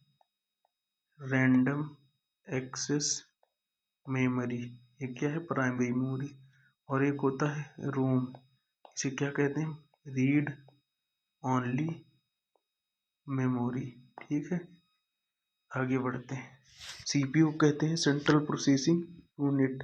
ठीक है, इसे सेकेंडरी मेमोरी भी कहा जाता है। राज्य विधान परिषद बनाने या समाप्त करने का अधिकार किसके पास होता है? भारत की संसद के पास होता है। राज्य विधानसभा बनाने या समाप्त करने का अधिकार भारत की संसद के पास होता है। संविधान के अनुच्छेद 169 से 177 तक राज्यों में विधानमंडलों के गठन के संबंधित प्रावधान किए गए हैं। आर्टिकल 169 के अनुसार विधान परिषद के सृजन का अधिकार संसद के पास है। सृजन का अधिकार संसद के पास है। किस संवैधानिक संस्था को भारत में राजकोषीय संघवाद का संतुलन चक्र माना जाता है? कौन सा है? वित्त आयोग। ठीक है, राजकोषीय जुड़ा है, ये तो बैंक है। माल सेवा कर जीएसटी है। नीति आयोग तो योजना बनाती है, तो कौन सा होगा? वित्त आयोग। पेरिस डायमंड लीग 2025 में किसने स्वर्ण पदक जीता है? नीरज चोपड़ा ने जीता। नीरज चोपड़ा क्या करते हैं? भाला फेंक। इन्होंने ओलंपिक में भी गोल्ड जीता है भारत के लिए। मनु भाकर ने कितने ब्रॉन्ज जीते हैं? तो 2 ब्रॉन्ज जीते। पेरिस डायमंड लीग 2025 में नीरज चोपड़ा ने गोल्ड मेडल जीता। नीरज चोपड़ा ने 88.16 मीटर का थ्रो किया। नीरज चोपड़ा जर्मनी के जूलियन वेबर को हराया, जिन्होंने 87.88 मीटर का थ्रो किया था। निम्नलिखित कथनों में से कौन सा कथन सही है? उच्च न्यायालय की पुष्टि प्राप्त होने के बाद न्यायिक मजिस्ट्रेट द्वारा मृत्युदंड दिया जा सकता है। बिल्कुल सही। उच्च न्यायालय की पुष्टि प्राप्त करने के बाद कार्यकारी मजिस्ट्रेट द्वारा मृत्युदंड दिया जा सकता है। उच्च न्यायालय पुष्टि की प्राप्त सत्र न्यायालय द्वारा मृत्युदंड दिया जा सकता है। उच्च न्यायालय से पुष्टि प्राप्त किए बिना सत्र न्यायालय, देखिए सत्र न्यायालय स्पेशली बनाया जाता है किसी केस के लिए। तो यहाँ पर सत्र न्यायालय मृत्युदंड किसी की पुष्टि नहीं लेता है, किसी की भी पुष्टि नहीं लेता है। तो उच्च न्यायालय से पुष्टि प्राप्त किए बिना सत्र न्यायालय मृत्युदंड दे सकता है। तो यहाँ पर केवल डी होगा। आगे बढ़ते हैं। रेडक्लिफ रेखा भारत और किस देश के बीच सीमांकन किया जाता है? तो वो होगा पाकिस्तान। डूरंड लाइन किसके किसके बीच है बताइए? मैकमोहन रेखा किसके किसके बीच है? आगे बढ़ते हैं। देखिए रेडक्लिफ रेखा भारत और पाकिस्तान के बीच सीमांकन किया गया है, क्योंकि रेडक्लिफ ने ही मैप की सीमा बनाया था आज़ादी के समय, तो इसलिए भारत से पाकिस्तान को अलग करने वाली सीमा रेडक्लिफ रेखा के रूप में मानी जाती है। इस सीमा की लंबाई 2900 किलोमीटर। मैकमोहन रेखा चीन और भारत में है कि मैक चीन की भाषा जैसे लग रही है, मोहन भारत की, तो इस तरह चीन और भारत कर लीजिए। और जबकि डूरंड रेखा भारत और अफगानिस्तान और इंडिया के बीच में है क्या? डूरंड रेखा। आगे बढ़ते हैं। भारतीय संविधान की उद्देशिका में व्यक्त किए गए न्याय सामाजिक, आर्थिक और राजनीतिक आदर्श रूस से लिया गया था। 3 तरीके के न्याय। इलाहाबाद विश्वविद्यालय की स्थापना किस वर्ष की गई थी? तो 1837। ओह 87, सॉरी 37 का 1887। इसको 8 कर लीजिए, 1887। इलाहाबाद विश्वविद्यालय की स्थापना 1887 में की गई थी। उत्तर प्रदेश में स्थित प्रथम केंद्रीय विश्वविद्यालय है।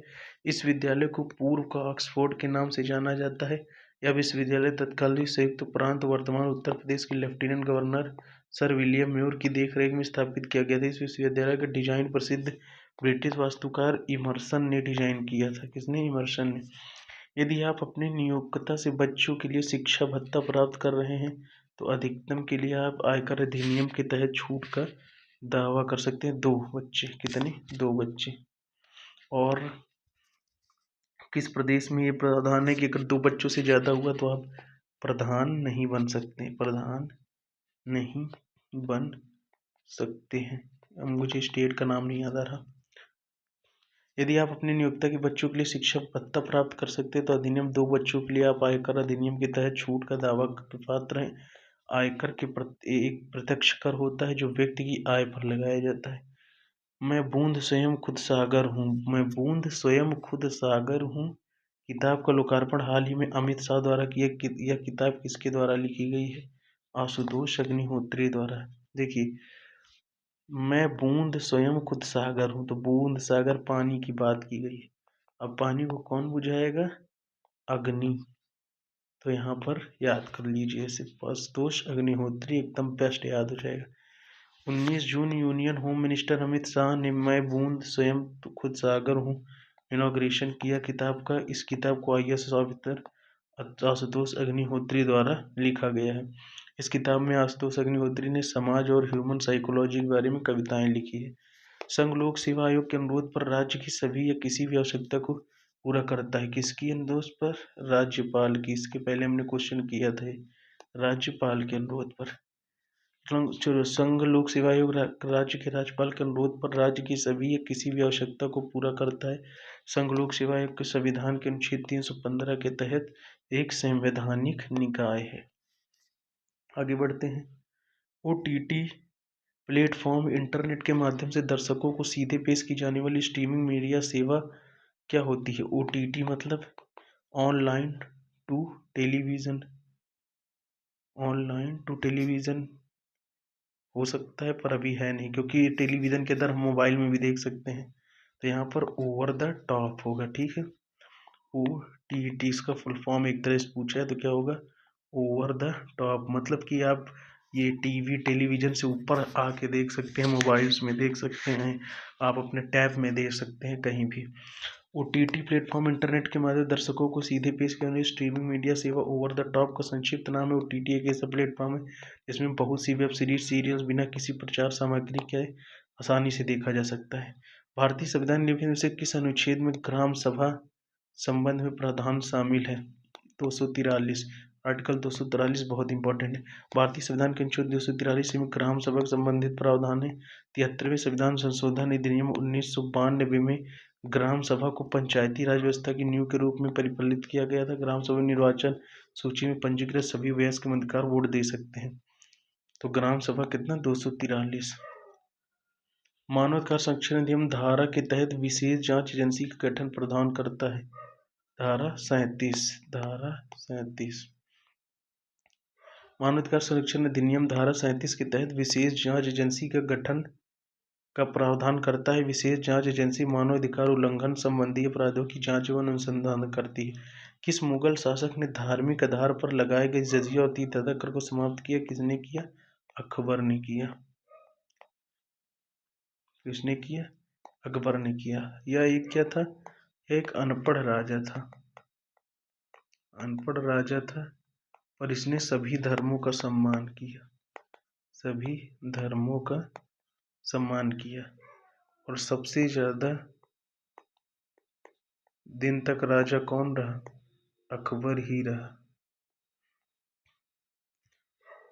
1964 में जजिया को समाप्त किया। अकबर की नीति दारुल सुलह पर आधारित थी, न कि दार उल हर्ब का।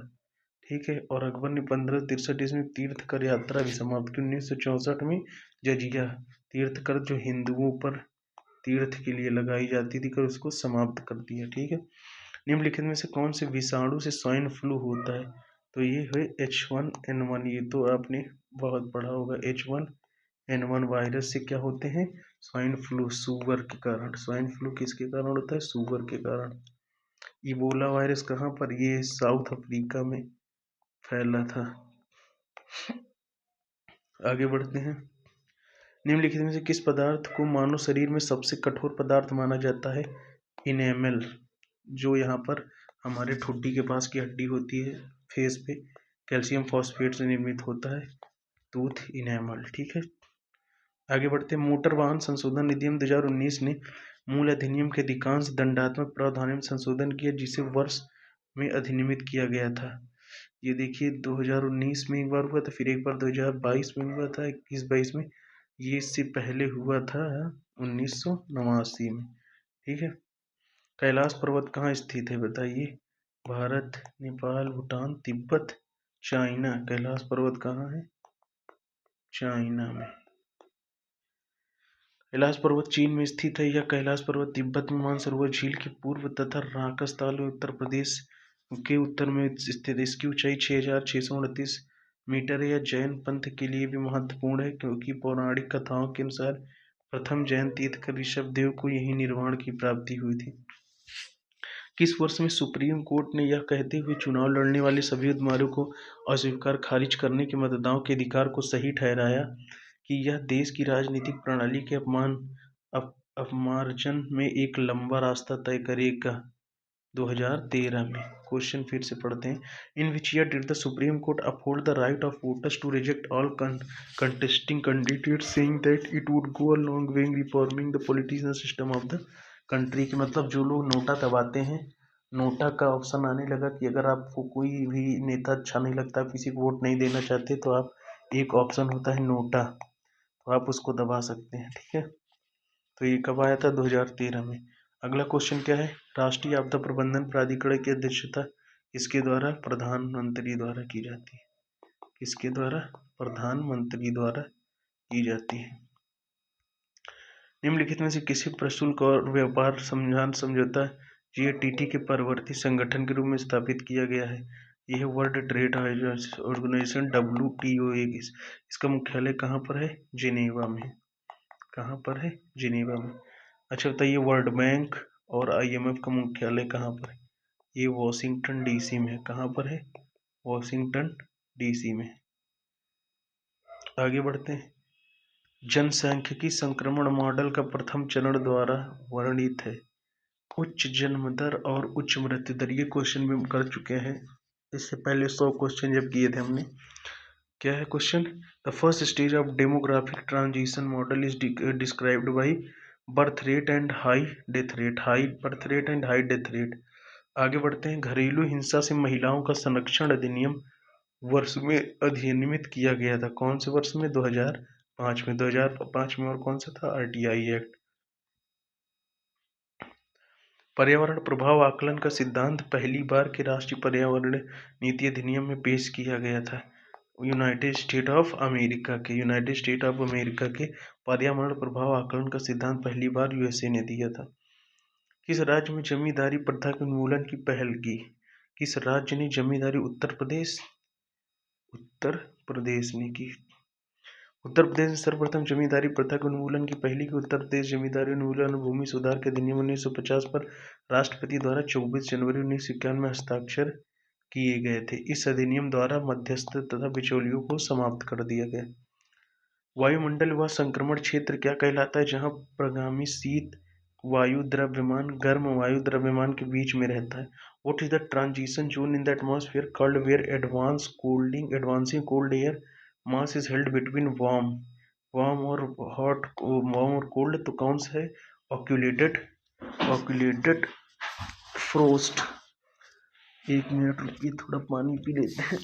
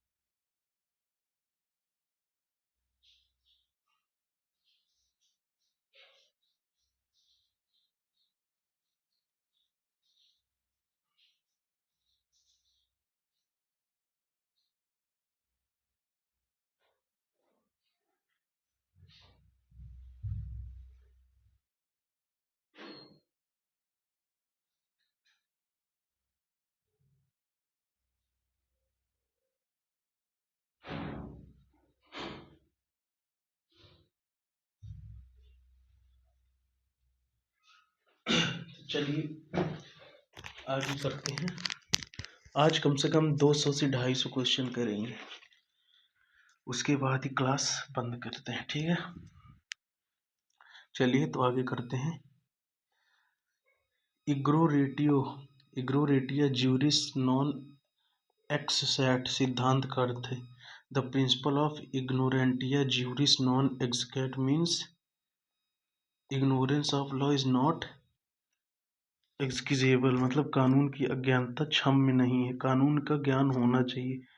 देखिए इग्नोरेंट ज्यूस नॉन एग्जीक्यूटेड, तो ये मुझे लगता है किसी दूसरी भाषा में है, तो लैटिन में होगा और इसे यही कहा गया है। इसका मतलब होता है कि लॉ को हम इग्नोर नहीं कर सकते, ये क्षम्य नहीं है।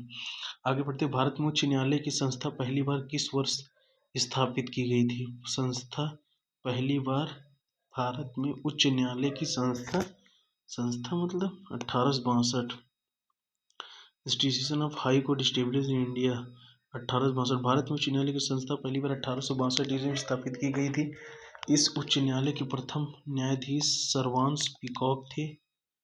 और इलाहाबाद उच्च न्यायालय की स्थापना 1866 में की गई थी। 1862 में कलकत्ता, बम्बई और मद्रास उच्च न्यायालय की स्थापना की गई थी। कौन कौन से उच्च न्यायालय? पहले कलकत्ता, बम्बई और मद्रास की, फिर 1866 में इलाहाबाद का बना था। आगे बढ़ते हैं। भारतीय राष्ट्रीय कांग्रेस में निम्नलिखित में कौन से अधिवेशन 1916 में 2 गुटों में पुनर्मिलन के लिए? तो लखनऊ। कौन सा? लखनऊ। 1900 किसमें? 7 में बटे थे और 1916 में एक हो गए थे, नरम दल और गरम दल। हाल ही में DRDO के द्वारा सफलतापूर्वक ट्रायल किया गया गौरव क्या है? गौरव क्या है? एक है लॉन्ग रेंज ग्लाइड बॉम्ब। क्या है? Long range glide bomb. क्या नाम है उसका? गौरव। किसने किया? DRDO ने। आगे बढ़ते हैं। DRDO ने Sukhoi 30 MKI fighter jet indigenous long range glide bomb LGRB गौरव सक्सेसफुल ट्रायल किया है। यह टेस्ट इसे इंडियन फोर्स में शामिल करने के लिए अंतिम ट्रायल था। उत्तर प्रदेश विधानसभा में कितने नामित एंग्लो इंडियन सदस्य थे? एक। उत्तर प्रदेश विधानसभा में एक नामित एंग्लो इंडियन सदस्य होता था, लेकिन 104वें संविधान संशोधन अधिनियम द्वारा लोकसभा तथा राज्य विधानसभाओं में एंग्लो इंडियन के लिए आरक्षण समाप्त कर दिया गया और अनुसूचित जाति एवं जनजाति के लिए आरक्षण 10% कर दिया गया। शब्द प्रतिभूतिकरण किस विचारधारा संबंधित? शब्द securitization is related to which ideology? ये है कोपेनहेगन विचारधारा। कोपेनहेगन एक जगह है, उस विचारधारा से इसका मुझे लगता है इसका मतलब सेकुलरिटी से है, सेकुलर से है, क्योंकि क्वेश्चन मुझे भी नहीं। प्रतिभूतिकरण शब्द कोपेनहेगन विचारधारा संबंधित है। कोपेनहेगन विचारधारा के अनुसार सफलतापूर्वक प्रतिभूतिकृत विषयों को असफल रूप से प्रतिभूतिकृत विषयों की तुलना में अधिक मानव क्षति के कारण अनुपातहीन मात्रा में धन और संसाधन प्राप्त होते हैं। कंप्यूटर शब्दावली में 1 टेराबाइट के बराबर होता है 1 गीगाबाइट। देखिए 8 बिट मतलब 1 बाइट, ठीक। और यहाँ पर देखिए 1024 KB में 1 MB होता है और 1024 MB में 1 GB होता है और 1024 क्या पूछा है यहाँ पर टेराबाइट, TB 1 TB से 1024 GB equal to 1 TB terabyte होता है, तो उसी से होगा ये ऑप्शन। कंप्यूटर शब्दावली में 1 टेराबाइट 124 गीगाबाइट के बराबर होता है। कंप्यूटर में बाइनरी अंक 0 और 1 होते हैं, इन्हें बिट कहा जाता है। 1 बाइट मतलब 8 बिट, 1 किलोबाइट मतलब 124 बाइट। 3 अप्रैल 2025 को जलियांवाला बाग हत्याकांड की कौन सी वर्षगांठ बनाई गई? तो 1913 में हुआ था, ठीक है। तो 1913 से जोड़ लीजिए, 20 हो गया, 87 और 25, 7 5 12 2 हासिल है 1 9 2 11 112वीं, यहाँ पर तो 106 भी दी है। 13 अप्रैल 2025 जलियांवाला बाग में सेकर 106वीं एनिवर्सरी मनाई गई। यह घटना, अरे यार 13 अप्रैल 1919 में हुआ था, हम 13 लिख दिए क्या? वही तो हो गया 13 अप्रैल 1919। जनरल डायर ने अमृतसर में जलियांवाला बाग में पीसफुल प्रोटेस्ट कर रहे थे। राष्ट्रीय साइबर अपराध समन्वय केंद्र कहाँ स्थित है? तो ये है नई दिल्ली। साइबर अपराध केंद्र कहाँ पर है? नई दिल्ली में है। आगे बढ़ते हैं। डैश के मामले में 3 तलाक को असंवैधानिक ठहराया गया था। सायरा बानो बनाम भारत संघ। इसमें क्या हुआ था? सायरा बानो थी, उनके 4-5 बच्चे थे और उनके पति ने इनसे तलाक तलाक तलाक 3 बार बोलकर वहाँ पर तलाक ले लिया, तो ये कोर्ट पहुँच गई। तो इन्होंने कहा कि ऐसे कैसे हो गया, मैं अपने बच्चों का पालन पोषण कैसे करूँ? तो वहाँ पर ट्रिपल तलाक को अनकंस्टिट्यूशनल असंवैधानिक ठहराया गया था। कहाँ पर? सायरा बानो बनाम union of India and others. Vishakha, ये भी क्या है? ये है महिलाओं को लेके, ये राजस्थान का केस है। घरेलू कामकाजी महिला फोरम दिल्ली बनाम भारत संघ और अन्य डोमेस्टिक वर्किंग वुमेन फोरम, ये कहाँ का है बताइए? महिला से संबंधित है, ठीक है। नवजोत सिंह जौहर बनाम भारत संघ। केंद्रीय सूचना आयोग ने सूचना का अधिकार अधिनियम 2005 के तहत जुर्माना किस पर आरोपित किया है? जुर्माना किस पर? जन सूचना अधिकारी, पब्लिक इंफॉर्मेशन ऑफिसर। क्वेश्चन क्या है? By home has the central information commission imposed a fine under the right information act 2005? President पे तो करेगा नहीं, मुख्य न्यायाधीश पे तो करेगा नहीं, सिटीजन पे, सभी पे तो कर नहीं देगा, तो किस पे करेगा? इंफॉर्मेशन ऑफिसर पर। Fundamental duty supply to home. मौलिक कर्तव्य किन पर होता है? भारत के सभी नागरिकों के लिए, केवल नागरिकों पर। हाँ तो वही तो, सभी नागरिक, और क्या, फॉरेनर के लिए नहीं है। मौलिक कर्तव्य केवल भारतीय नागरिकों पर लागू होते हैं। मौलिक कर्तव्यों को स्वर्ण सिंह समिति की सिफारिश पर पहले से संविधान संशोधन 1976 द्वारा सम्मानित किया गया था। संविधान के भाग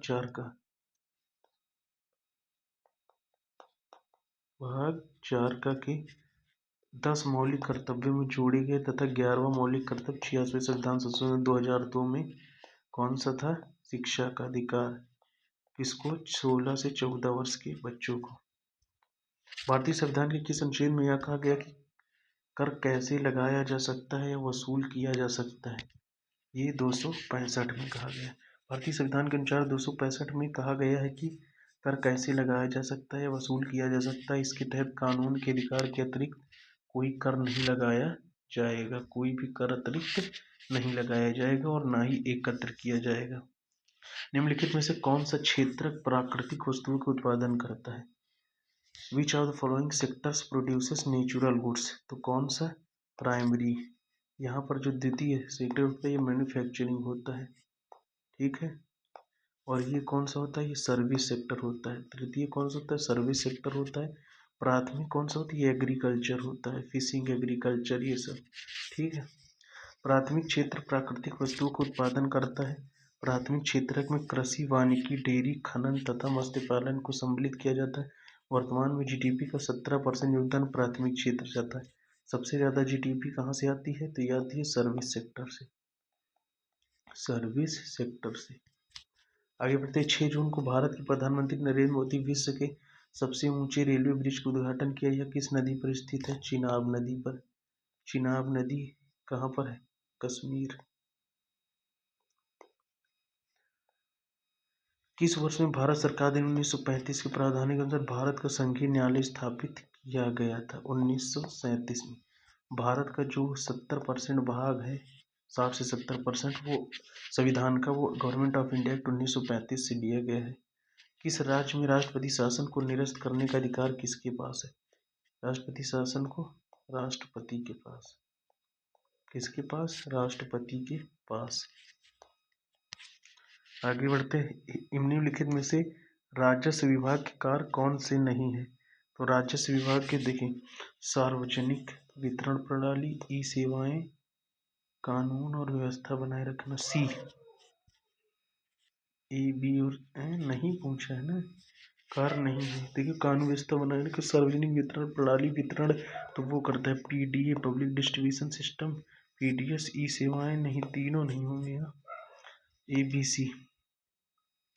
भारतीय संविधान में निम्नलिखित में से कौन से अनुच्छेद केंद्र की सरकार के संसदीय स्वरूप से संबंधित है? अनुच्छेद 74 पर। 74 में क्या है कि प्रधानमंत्री और मंत्रिपरिषद होगा राष्ट्रपति के सलाह के लिए, ठीक है। ये 74 में, और 75 ये प्रधानमंत्री से संबंधित आर्टिकल है। आगे बढ़ते हैं। भारतीय संविधान की 7वीं अनुसूची के अनुसार परमाणु ऊर्जा विषय पर कानून बनाने का अधिकार किसके पास है? यह तो संघ सरकार, संसद के पास, केवल संसद के पास। राष्ट्रीय जांच एजेंसी अधिनियम किस वर्ष अधिनियमित किया गया? क्या है? ए है NIA किस वर्ष बना बताइए? 2008 में। NIA किस वर्ष बना? कि NIA 2008 में बना, ठीक है। NIA की आवश्यकता 26/11 आतंकवादी के बाद पड़ी थी। काशी विश्वनाथ मंदिर उत्तर प्रदेश के निम्नलिखित में से किस जिले में है? तो वाराणसी में है। कहाँ पर है? वाराणसी में है। काशी मंदिर विश्वनाथ उत्तर प्रदेश वाराणसी जिले में स्थित वाराणसी पूर्व उत्तर प्रदेश में स्थित प्रमुख आर्थिक एवं धार्मिक गतिविधियों का केंद्र है। काशी विश्वनाथ मंदिर का निर्माण 18वीं शताब्दी में अहिल्याबाई होलकर ने बनवाया था। एशियन फिल्म अवार्ड 2025 में सर्वश्रेष्ठ पुरस्कार किसे दिया गया? All All We Imagine as a Light. Asian film award किसे दिया गया? All We Imagine as Light. आगे बढ़ते हैं।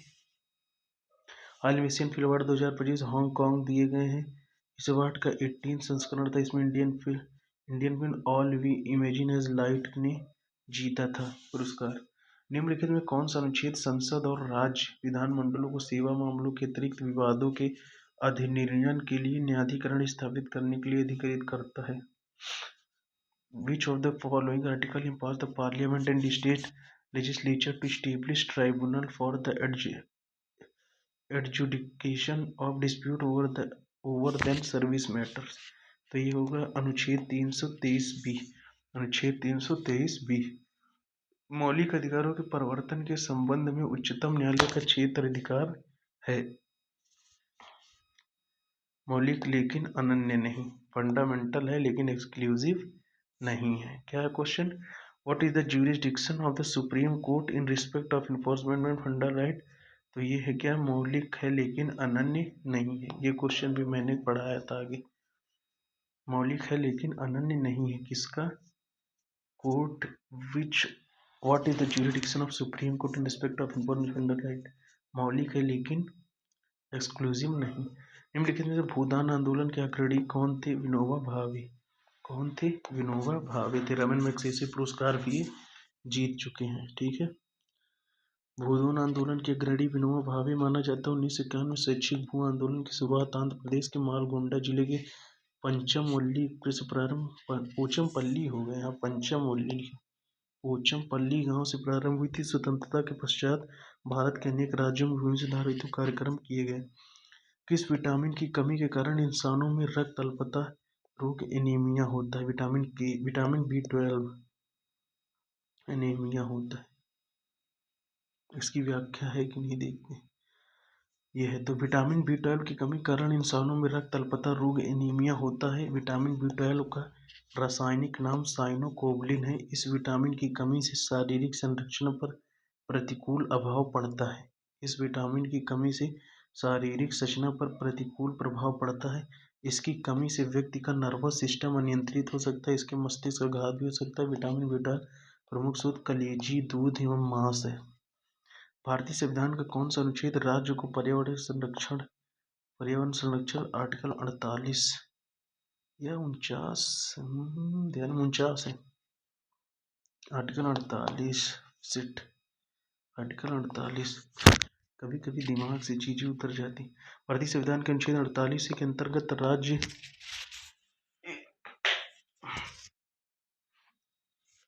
भारतीय संविधान के अनुच्छेद 48A के अंतर्गत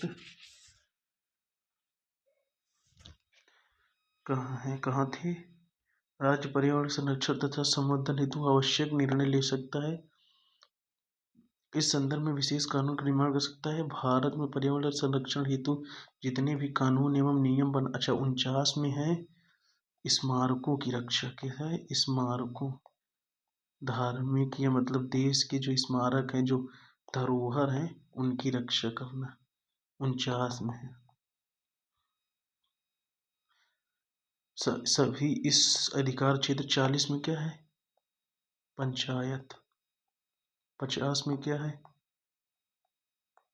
केंद्र और राज्य संबंध। 51 में क्या है? शांति।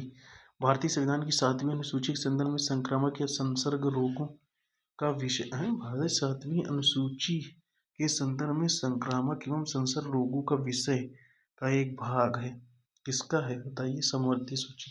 कोई भी बीमारी होगी, कोई भी रोग होगा तो उससे पूरा देश मिलकर लड़ेगा, राज्य और केंद्र दोनों।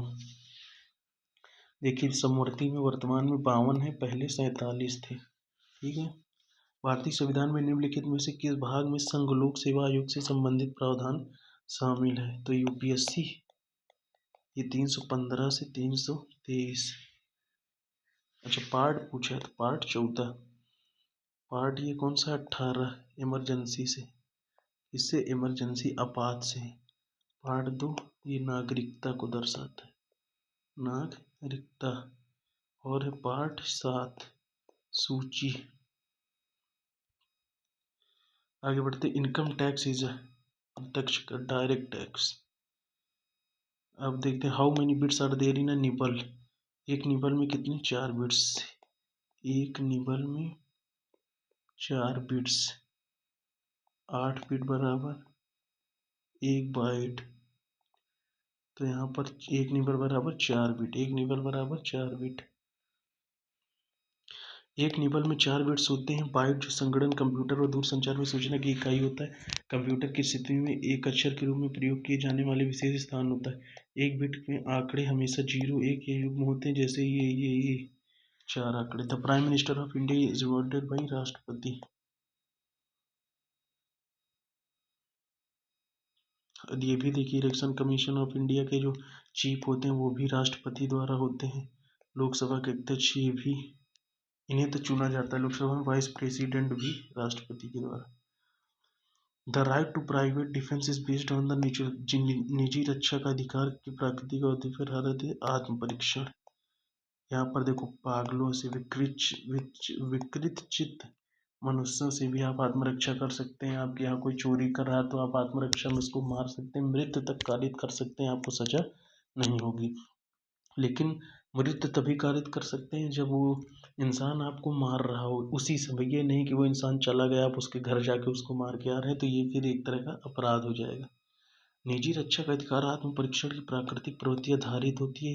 ये तो आईपीसी दिया है तक का संबंध निजी रक्षा अधिकारों संबंधित है। इनके अंतर्गत कोई भी व्यक्ति अपनी निजी सुरक्षा हेतु कोई कदम उठाता है या अपनी आत्मरक्षा के लिए कोई अपराध कार्य करता है तो इसे अपराध की श्रेणी में नहीं गिना जाएगा। अगला क्वेश्चन देखते हैं, कौन सा संवैधानिक संशोधन अधिनियम दो या अधिक राज्यों के लिए एक ही व्यक्ति को दो या अधिक राज्यों के लिए एक ही व्यक्ति को राज्यपाल के रूप में नियुक्त करने की सुविधा प्रदान करता है? 7वां संविधान संशोधन। ये इम्पोर्टेंट है। एक राज्य के लिए, दो राज्य के लिए, दो या उससे अधिक राज्य के लिए एक राज्यपाल। कौन सा 7वां संविधान संशोधन है? निम्नलिखित में से वाणिज्यिक वाहन अनुज्ञा पत्र लाइसेंस के लिए आवेदन करने के लिए कौन सा अनिवार्य है? चिकित्सा प्रमाण पत्र, मेडिकल सर्टिफिकेट। क्या क्वेश्चन पूछा है? निम्नलिखित में वाणिज्यिक वाहन अनुज्ञा पत्र लाइसेंस के लिए निवेदन करने के लिए कौन सा अनिवार्य है? Medical certificate. भारत की जनसंख्या इतिहास में किन दशकों को जनसंख्या विस्फोट की अवधि कहा जाता है? 1951 से 1951 से 81 बहुत ज़्यादा जनसंख्या बढ़ी थी, ठीक है। और घटी कब थी? 1911 से 1921 तक। Who is the highest law officer in India? Advocate attorney general of India. ये होता है संघ में, यूनियन में, और राज्य में एडवोकेट जनरल ऑफ इंडिया, ठीक है। इसका आर्टिकल है 76। ये दोनों सदनों में भाग ले सकता है, भाषण दे सकता है, पर वोट नहीं दे सकता। विजिलेंस कमीशन, अच्छा क्या ये अदर चीज, मतलब ये सरकार का वकील होने के साथ साथ क्या ये अदर मतलब कोई केस लड़ सकता है? बिल्कुल लड़ सकता है, पर वो केस सरकार के विरुद्ध नहीं हो सकता। Bharat, where was the first imperial forest school start in British India? British Bharat में प्रथम इंपीरियल फॉरेस्ट स्कूल से शुभारंभ कहाँ हुआ था? देहरादून में। कहाँ हुआ था? जल्दी जल्दी करते हैं। 1906 में।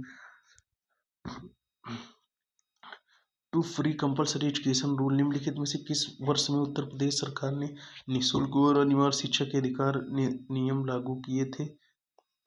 2011। 73वें संविधान संशोधन अधिनियम को भारत की संसद द्वारा किस वर्ष में अधिनियमित किया गया था? तो 1992 में। और आगे देखते हैं, एशियाई अवसंरचना निवेश बैंक की अध्यक्षता, देखिए ये जो है 73वां संविधान संशोधन, इससे नगर पालिका को जोड़ा गया था और 74वें से पंचायत को जोड़ा गया। 1 मिनट, 73वें से पंचायत को जोड़ा गया, 73वें से पंचायत को जोड़ा गया था और 74वें से नगर पालिका को जोड़ा गया था। नगर पालिका में कितने मत हैं? 18 मत हैं। और पंचायत में कितने मत हैं? 29 मत हैं। एशियाई अवसंरचना निवेश बैंक की अध्यक्ष कौन नियुक्त की गई हैं? कौन सा बैंक है? एशियाई अवसंरचना बैंक। तो ये अध्यक्ष कौन है? जूजियाई।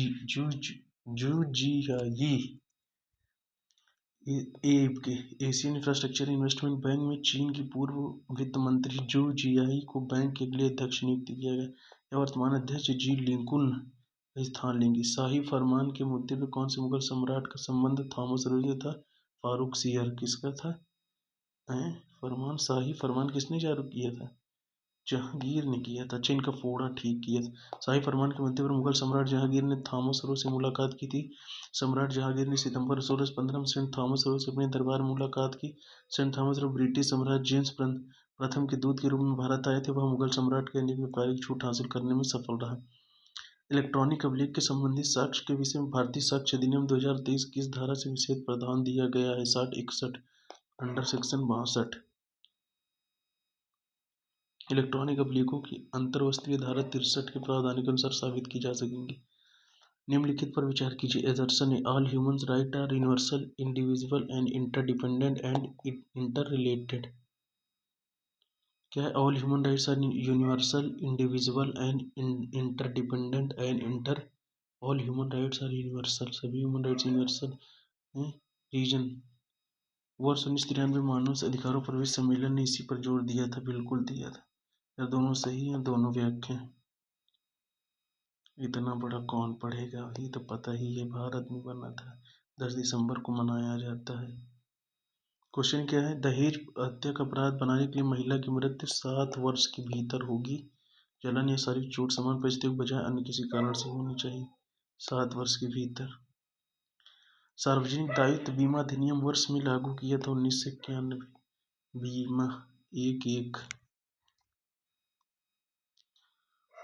राइजोबियम और कुछ नीलहरित शैवाल जैसे सूक्ष्मजीव किसके स्थिरीकरण में मदद करते हैं। राइजोबियम और कुछ नीलहरित शैवाल जैसे सूक्ष्मजीव किसके किसके स्थिरीकरण में मदद करते हैं, तो ये नाइट्रोजन के स्थिरीकरण में मदद करते हैं। अब थोड़ा आँखों को आराम मिला है, अब इसको ऑन कर लेते हैं, ठीक है। अब चलिए आगे बढ़ते हैं।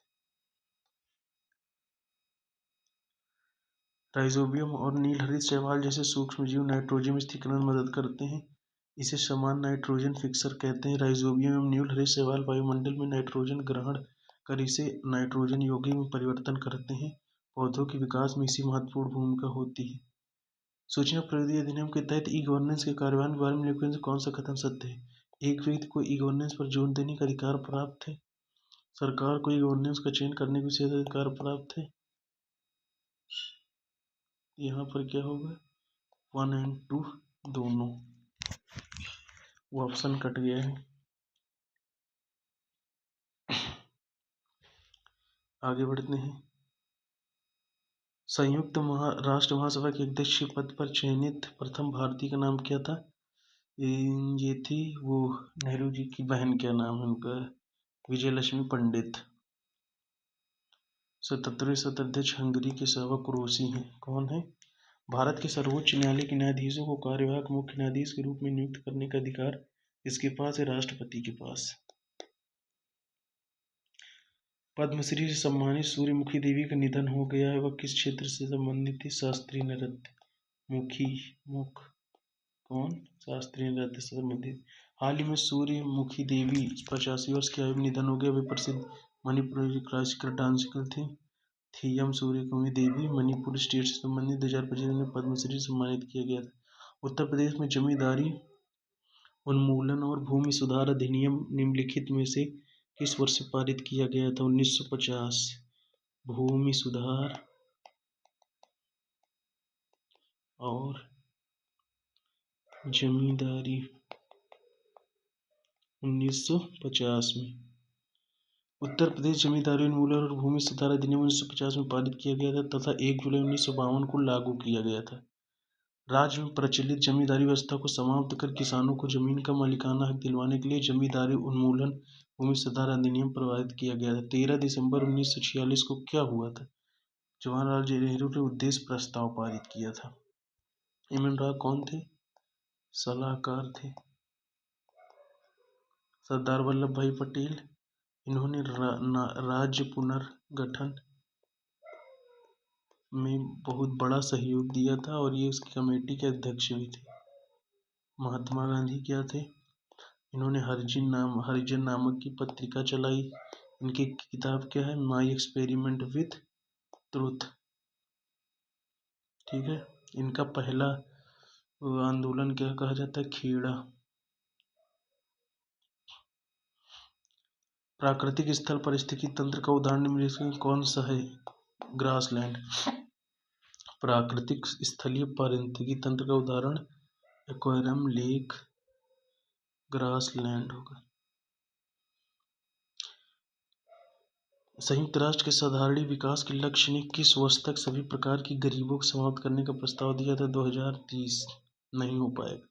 वर्ष 2015 में यूएनओ को 70वें सम्मेलन के दौरान 2003 निर्धारित किया गया, जिसके अंतर्गत संयुक्त राष्ट्र के साधारण विकास लक्ष्य ने वर्ष 2030 तक सभी प्रकार की गरीबों को समाप्त करने का लक्ष्य रखा था। भारतीय संविधान के कौन से अनुच्छेद में दोहरी परिसंकट के विरुद्ध सुरक्षा प्रदान करता है। आर्टिकल 20। ये मतलब दोहरी की संरक्षण प्रदान करता है। ये गिरफ्तारी में। भारतीय संविधान के अनुच्छेद 20 अर्थात 20(2) के तहत दोहरी पसली डबल ट्रेपरपटी के विरुद्ध सुरक्षा प्रदान करता है। इसके तहत किसी भी व्यक्ति को एक ही प्रकार के अपराध के लिए एक बार सिर्फ सजा दी जा सकती है, 2 बार सजा नहीं दी जा सकती। अनुच्छेद दोहरे अपराध के खिलाफ नियम संचालित करता है। भारत के मुख्य निर्वाचन आयुक्त की नियुक्ति कौन करता है? राष्ट्रपति करता है। कौन करता है? राष्ट्रपति करता है। भारत में निर्यात आयात बैंक की स्थापना कब की गई? 1982 में की गई। भारत में एग्जिम बैंक कर गई। आगे बढ़ते हैं। किस कोशिका के भीतर केंद्र में स्थित विशिष्ट गोलाकार संरचना क्या कहते हैं? न्यूक्लियस कहते हैं, नाभिक कहते हैं। आगे बढ़ते हैं। केंद्रीय सूचना आयोग द्वारा लगाया गया जुर्माना कहाँ तक बढ़ सकता है? 25,000 रुपये तक बढ़ सकता है। किसे? सूचना आयोग RTI के तहत। यहाँ पर ये पढ़ रहे थे नाभिक की खोज रॉबर्ट ब्राउन ने की थी। कोशिका केंद्रीय भाग स्थित नाभिक एक झिल्ली का घेरा जिसे साइटोप्लाज्म कहा जाता है। इसमें गुणसूत्र क्रोमोसोम विद्यमान होते हैं जिसमें आनुवंशिकता के गुण मौजूद होते हैं। आगे बढ़ते हैं। डिफेक्शन लॉ क्या होता है? डिफेक्शन लॉ भारतीय संविधान की किस अनुसूची में दल बदल विरोधी 10 में है? 10वीं अनुसूची में। 10 से 10, 10 से दल बदल। ठीक है, आगे चलते हैं। ये 10वीं अनुसूची वर्ष 1950 में 52वें संविधान संशोधन अधिनियम द्वारा जोड़ा गया था। के मामले में एक समतावादी सामाजिक व्यवस्था की स्थापना संविधान के मूल संरचना के रूप में माना गया था। समता से शुरू, समता बनाम आंध्र प्रदेश, और क्वेश्चन में भी देखिए समतावादी है। वैश्विक सूची 2025 में भारत की रैंक क्या है? 100 से ऊपर होगी, 115। Institute of economics and peace 115 rank. सबसे शीर्ष आइसलैंड को यहाँ सब में देखिए। इसमें क्या होता है, इसमें बहुत पक्षपात होता है। जो देश छोटे होते हैं जिनका एरिया ही हमारे देश के एक जिले के बराबर है तो वो तो खुशहाल रहेंगे ही, तो मांग कर भी खाएंगे तो अमीर रहेंगे। राष्ट्रीय सुरक्षा अधिनियम 1980 प्रावधानों के मामले में सर्वोच्च न्यायालय की 5 न्यायाधीशों की पीठ ने बरकरार रखा था। के मामले में सर्वोच्च न्यायालय की 5 न्यायाधीशों की पीठ ने बरकरार रखा था। राष्ट्रीय सुरक्षा अधिनियम A.K. राय बनाम भारत संघ। A.K. राय बनाम भारत संघ। संसदीय और विधानसभा क्षेत्रों की सीमाओं के समायोजन के संबंध में कौन सा आयोग अनुशंसा करता है? तो ये भारत का परिसीमन आयोग, डेलिमिटेशन कमीशन ऑफ इंडिया। प्रति बूंद अधिक फसल, पर ड्रॉप मोर क्रॉप किस योजना का घटक है? प्रधानमंत्री कृषि सिंचाई योजना। प्रधानमंत्री फसल बीमा होगा नहीं, ट्रेडिशनल होगा नहीं, प्रधान किसान संपदा नहीं, वही सिंचाई। When is the world population day celebrated? तो ये होगा 11 जुलाई का। देखिए यहाँ सब एक एक एक एक एक एक बढ़ाते ही याद कर लीजिए, जनसंख्या बढ़ती जाएगी तो इसीलिए वर्ल्ड पॉपुलेशन डे 11 जुलाई। इस दिवस को यूनाइटेड नेशन डेवलपमेंट प्रोग्राम द्वारा 1989 में घोषित किया। 11 जुलाई 1987 में दुनिया की पॉपुलेशन 5 बिलियन होने की खुशी में लूनी नदी किस राज्य समूह में बहती है? यह राजस्थान और गुजरात। राजस्थान, गुजरात में लूनी, गजराज। महाराष्ट्र और कर्नाटक, हटाओ इसको। आंध्र प्रदेश के गुडेम विद्रोहियों को किसने यह दावा करते हुए बंदी बनाया कि उनके पास विशेष शक्तियां हैं और वे बंदूक की गोलियों से भी बच सकते हैं? किसने किया था? अलूरी सीताराम राजू। क्या है? आंध्र प्रदेश के गुडेम विद्रोहियों को किसने यह दावा करते हुए बंदी बनाया कि उनके पास विशेष शक्तियां और वे बंदूक की गोलियों से भी बच सकते हैं? अलूरी सीताराम राजू। देश में एकमात्र उद्योग कौन सा है जो मूल्य श्रृंखला कच्चे माल के उत्पादक तक में आत्मनिर्भर और पूर्ण है? कपड़ा वस्त्र उद्योग। उत्तर प्रदेश में तकनीकी विश्वविद्यालय UPTU का नाम वर्ष 2015 आधिकारिक तौर पर के रूप में बदल दिया गया। ये है APJ Abdul Kalam technical university. 73वें संविधान सदन में भारतीय संविधान में कौन सी अनुसूची जोड़ी गई? यह है पंचायत। और 11वीं अनुसूची जोड़ी गई।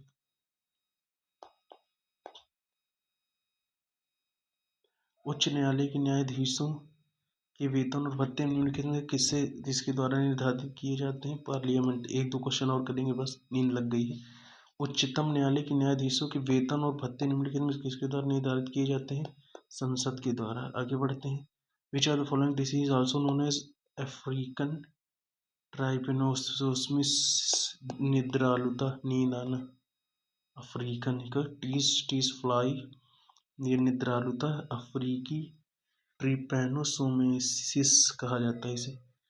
निम्नलिखित में से कौन सा एक शाकाहारी समुद्री स्तनपायी? Which of the following is a herbivorous marine mammal? दरियाई घोड़ा शाकाहारी है। किस संवैधानिक संशोधन इंडिया ने भारतीय संविधान में भाग 3 में सहकारी समिति बनाने का अधिकार जोड़ा? किस संवैधानिक संशोधन ने भाग 3 में सहकारी समिति, भाग 3 में 42वें संविधान संशोधन, 97वें संविधान संशोधन ने सहकारी समिति बनाने का।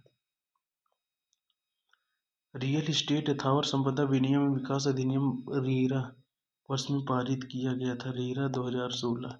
16 रेरा। और एक क्वेश्चन, ये लास्ट क्वेश्चन है, भारतीय संविधान की समवर्ती सूची में मूल रूप से कितने विषय शामिल हैं? 47। पहले कितने थे? 52 थे। यहाँ पर 47 हो जाएगा उत्तर। तो आज यहाँ तक करते हैं, कल हम करेंगे कहाँ से? भूमि अधिग्रहण से। ठीक है, ये 2013 का यूपी का। ठीक है, चलिए, तो इसके बाद से कल करेंगे। जय हिंद।